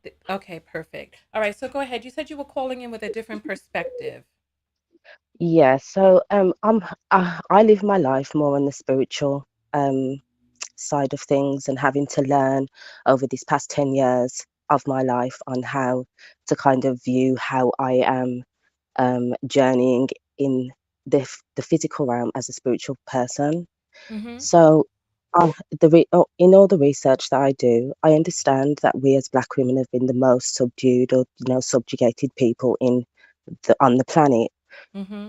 But I also understand that we are now emerging into the age of Aquarius. I am an Aquarius. It was my birthday a few days ago. So Oh, I happy feel this belated energy birthday. anyway. Thank Okay. you. I feel this energy anyway. So as we're coming out of the age of Pisces, which is about illusions and everything else. So the illusion to everybody in the age of Pisces was to do what they have been doing to Black people, but Black women in particular. So Mm-hmm. now, as we are emerging into the age of Aquarius and more information, i.e., what you're doing at the moment, and other content creators are bringing the truth forwards, this is where Black women are now are supposed to rise. Wake Okay. up. It's time for Okay. everybody to wake up. Another thing that I've also been doing that's also really helped me, I have a spiritual mentor, Mm-hmm. which has helped me to navigate this space of what's going to happen and what has been happening. Obviously, a Okay. lot of research into slavery, who I was back then, doing certain journeys, meditations, all of Okay. those things. I've done them and continue to do them. Okay. I also know the power of going out into nature, Mm-hmm. going by bodies of water Yes. and listening to your inner self for the direction of where you're supposed to be going. And this is Mm-hmm. what the shake up in the energy is about. Even with this woman, whoever she is, Sandy, it's for Black women to wake up spiritually and start to rise and be, in the position where we should have been in the beginning. Okay. So that's what's happening now in the age of Aquarius. Okay. And then Yes. so what are your thoughts about the topic at hand? And then also with you being in Birmingham, hmm what is the racial situation like out there? Because we had a caller call in from Brum a little earlier, and she says that Black people and lighter complected people, biracial people, mixed race people are all treated the same, and that there is no hierarchy Um, based on how much DNA, Black DNA you have. And I wanted to know. I think she Mhm. was mistaken in what she was saying because I'm a dark-skinned Black woman, so I know what's going on here, and I can see the differentiation in the treatment of the lighter skins, compared to the darker skins. I see that. So, as you were saying So before, what type of if differences you do don't you see, see? Uh-huh. What type of differences do you see? d- I, I see it in how my own personal experience in how I've been treated. I have a next door neighbor, and he treated me so badly. He was a white man, treated me so badly, and everybody knew around that it was because I was a Black woman. Anyway, we get sorted that out anyway. But that was through my own personal experience, and obviously I see it with other Mm-hmm. people too. But how do you You know know, that he wouldn't treat a lighter complected person the same way? How do you know that he wasn't an equal opportunity bigot? because the on the other side of him, because he lives in the middle, I live on the other side. On the other side, there was another white woman with children in the house, and he didn't complain about her, and she made more noise than me. But what I'm saying is, how do you know that he wouldn't have treated a mixed race woman as badly as you? He could, because she more looks more like him, right? Oh, was she mixed race woman, the woman on the other side? No, she was white. Okay, so how do you know that this bigot wasn't also, because the caller who called in stated that Hmm. she's mixed, she's biracial, but she gets the same Hmm. treatment as a dark-skinned person or as a regular black person. But she So, would, yeah, but she wouldn't know that because she's not a dark-skinned person. So how would she know that? She but can only speak from the position that she's you're in. not biracial, so how do you know that she doesn't? What is your qualifying on whether or not lighter complected people are treated better? I'm talking about lighter complected people mixed with black. How do you know that there isn't equal treatment? Because of what I'm observing and what I see on how people are separating people by their skin color, Okay, and tell us are more. adjusting their behavior because of it. Okay, in what way have you seen a darker complected person in the same circumstance being treated differently than a lighter complected person? Um, okay. This is okay. In the same situation, Hmm. the are you saying a white person or a lighter complected Lighter person? complected, mixed race, biracial. How do you know that they're not receiving the same treatment and discrimination that you receive? What is your qualifier for that? I can only speak from where I am and from what I see. So, as a darker skinned person, if I was to go and, apply for a job somewhere or to do something like that, and a lighter skinned person was to do the same thing, they would get the job more than I would, whether I'm overqualified for the position or not. I've And personally mhm. experienced that.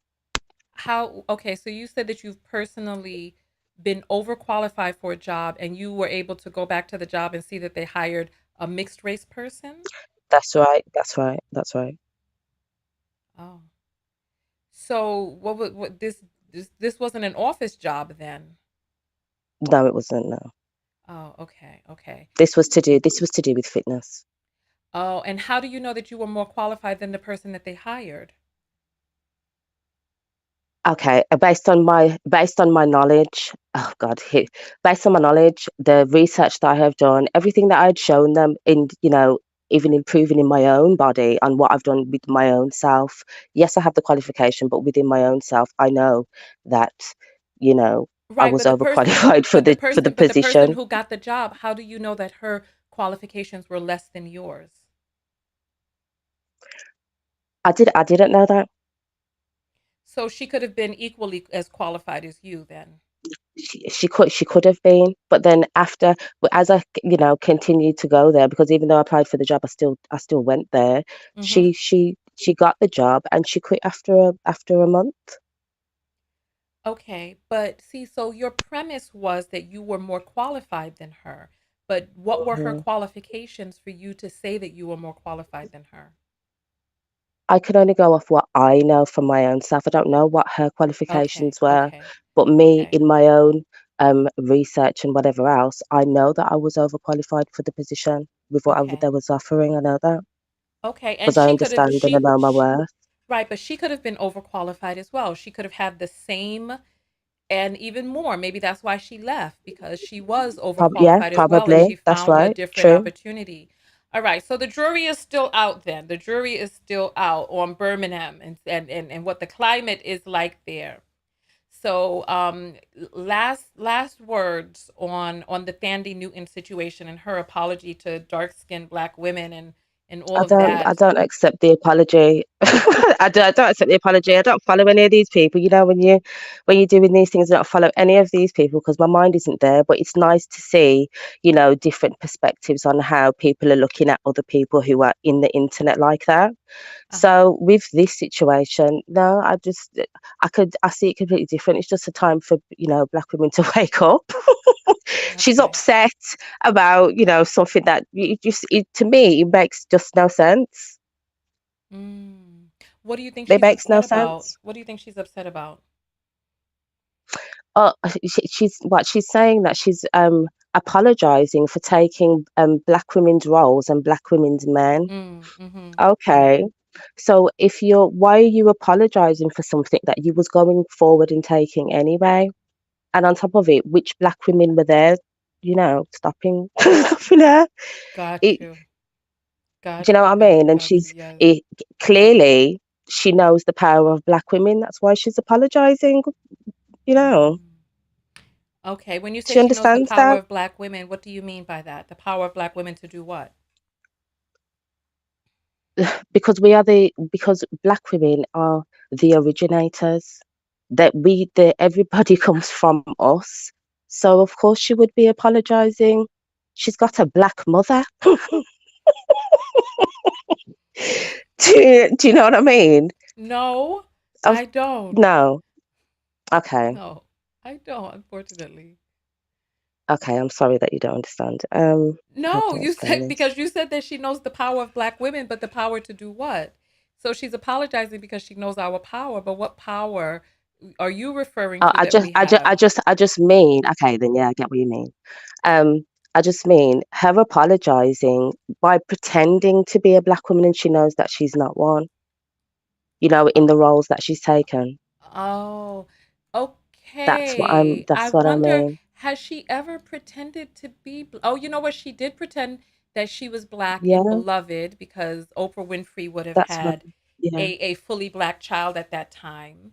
Okay, okay, okay. All right. All right. Well, you know what? We appreciate that. Thank you. Thank you for that Thank you. point of Thanks for view. taking my call as well, Tanya. All Thank right. you. Enjoy. Bye-bye. All right, there's somebody else that's trying to call in on let me turn the phone so we don't have no numbers showing up over here. Okay, so listen, if you're trying to call in from the UK, I just need you to send a message to me on WhatsApp and I'll call you back because the call is not coming through. So I need to call back because it's not coming through. And we have an Apple where a person, Tasha, says, off topic, I love your lip color. What is it? Oh, this is a part of my collection, the lip colors that I had made for the vegan makeup pack this year. Oh, it's coming through now. All right. You're on the air live with Tanya. What's your name? Hi, Tanya. Yeah, and I'm calling from the UK. Hi, what's your name? My name is Cynthia. Hi, Cynthia. Which part of the UK are you calling in from? I'm in Scotland. You're in Scotland? Wow. Yeah. You don't have a Scot accent. Okay, well, go ahead. So talk to us, Cynthia. No. Okay, well, first of all, because I am African. Okay. Right. But I have lived in Scotland for quite a few years now. Okay. So go ahead, talk to us. What is your comment? You're calling in from Scotland. What is your feedback on this whole Thandie Newton situation? And you are the last call. After you, we're jumping off for good today. Okay. Am I breaking up or can you hear me? I can hear you perfectly. Okay. Right. My call today was just to say, well, I am Zimbabwean, and what I had noticed about her name's Thandiwe, by the way. Everybody's been saying Thandiwe, but she's Thandiwe. So basically, I feel like she has some superiority. Your phone is breaking up. So why I say that Your phone is is just breaking listening up. to her I can't hear yesterday. you. Your phone is breaking up. I'm so sorry. Okay, You have to hold say on. that again. Okay. That better? Yeah. So you said that she has a superiority complex and that her name is really That's Thandiwe or Thandiwe. yeah, Thandiwe. So she was using Thandi.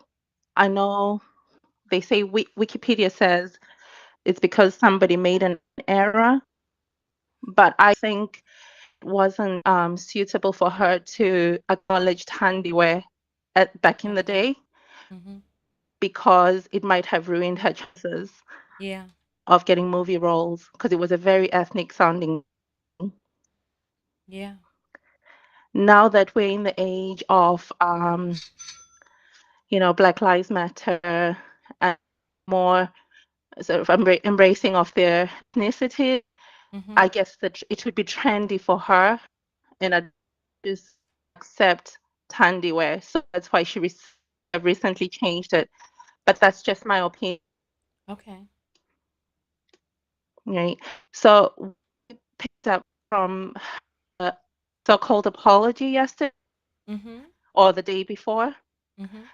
It actually was upsetting because it feels genuine. It feels like she just took it and used it as a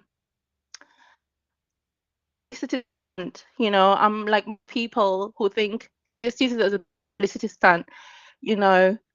And also, she recently did some documentary about Zimbabwe. She did not even approach the people to say the right people, like, when It's about impossible to their hear you at input, this like black. point. Um, I'm gonna have to call you back so we can get your feedback. Can you send me a quick message Okay. so that I can hit you right back because I want to hear what you're saying, but it's just breaking up every third word. I'm sorry. I'll send you my WhatsApp, my name on the WhatsApp. All right. All right. So someone asked if I was only taking UK calls. I'm taking international calls right now because the phone lines were open most of the time. So now we're taking calls from people internationally who want to chime in, especially since Thandiwe is from the UK. All right, let's see if we could get Cynthia back.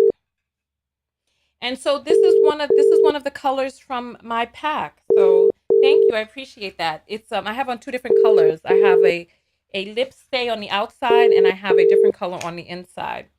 So brown and beige, both.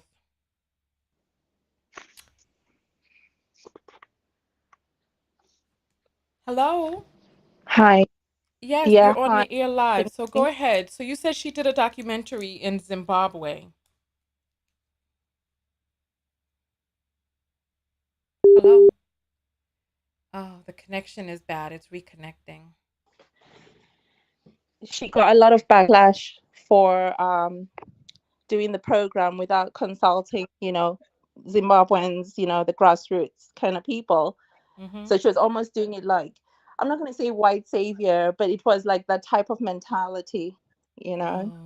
and she faced a lot of backlash.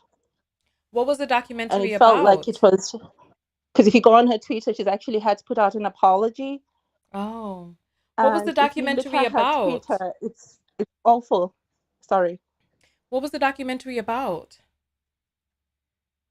She was basically trying to talk about Zimbabwe as being an ex-colony, but she was, mixing things up and not getting the facts right, almost Oh. giving an opinion about something that she doesn't quite know. So it was very offensive, obviously, for Zimbabweans.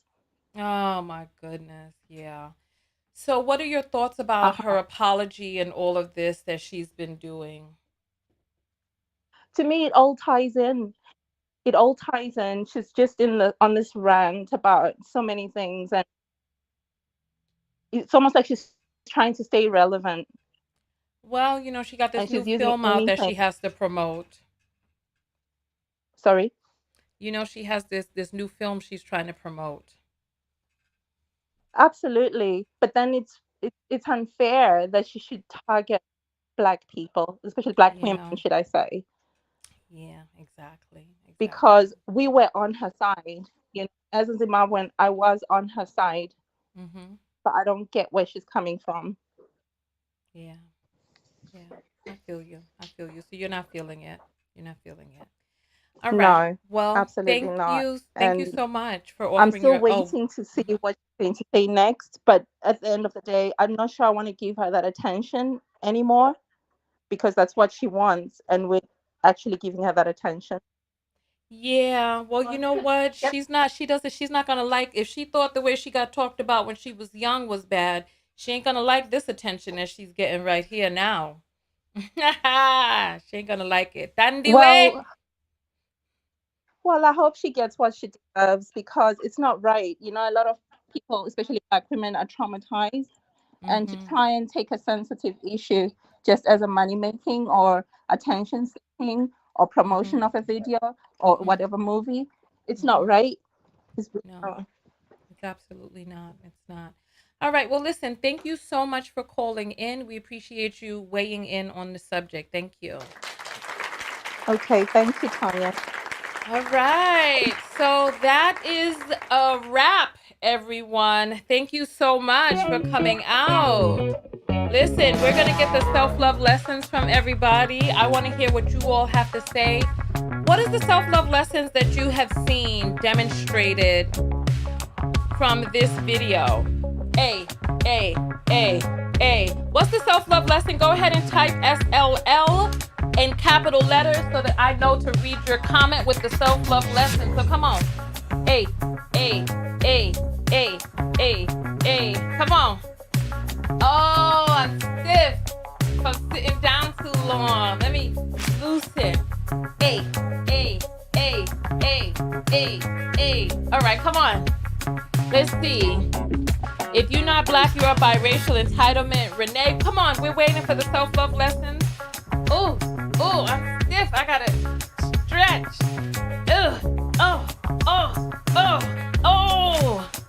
All right. Stop letting others define who you are. Yes. Check on your mental health. Know your space you occupy and give others theirs. Okay. I like that. They should not be playing Black women's characters. All right, SLL, don't hesitate to reach out for help in regards to mental health. Yes. Block people. Don't let people gaslight you. Don't do S for clout because it might backfire. Oh, my Lord. Listen, I tell you what. Oh, let's get this music up high. Let's get this music. Let's listen to this music. Let's get this music pumping. All right. All right.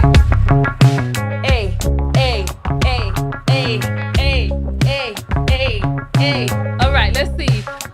You must do your own personal inner work. Biracials need their own space. I'm sick of, listen, stop using Black women to advance your career. You either have it or you don't. Stay away from nut jobs like Thandiwe.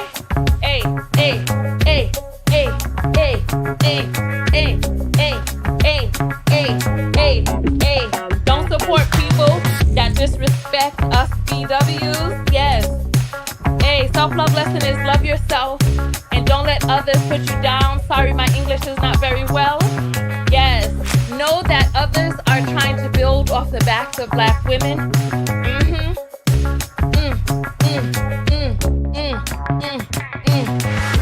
Be compassionate to everyone.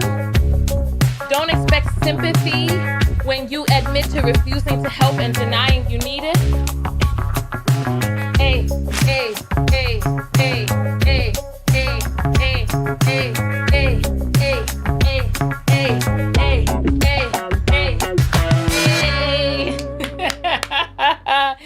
That's what I'm talking about. Come on, let's see these self-love lessons. Come on.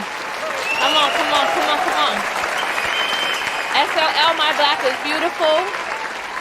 I'm biracial, so I'm not Black. You're biracial. The question is answering itself. Oh my goodness. SLL, love all. So you see, the thing is that biracial people want to be categorized as Black because they cannot be categorized as white. So they take the lesser loves it too. A, which is another part of the which is another part of the trauma and assault of colorism to black people. A.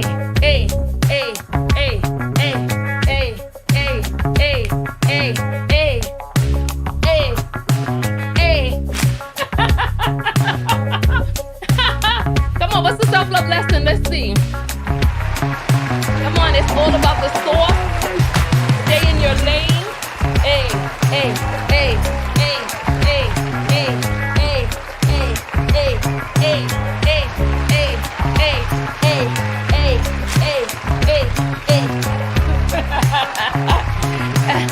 Let's see. No such race is biracial. Stop it. Come on, what's the self-love lesson?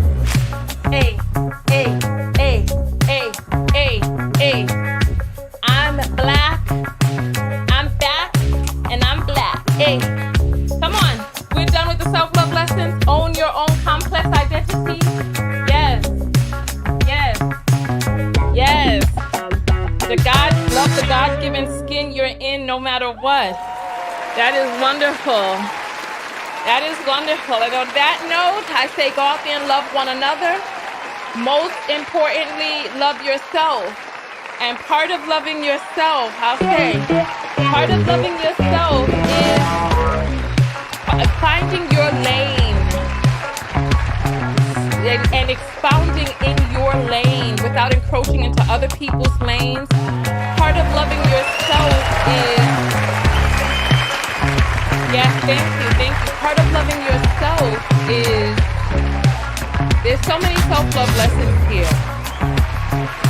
When people one of the main ones that I wanted to relay from the last video that we did is understanding some of the key elements that exist inside of apologies that may be making you feel worse than before the apology came through.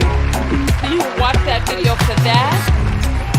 So in this video, one of the self-love lessons that, yes, reach out for assistance when you need it. You never know when a person may be in crisis.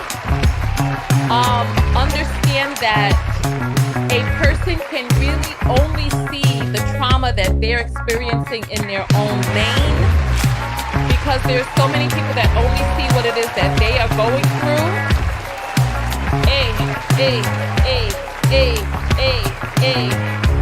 All right. All right. So on that note, I'll see you all in the next video. Tanya TKO.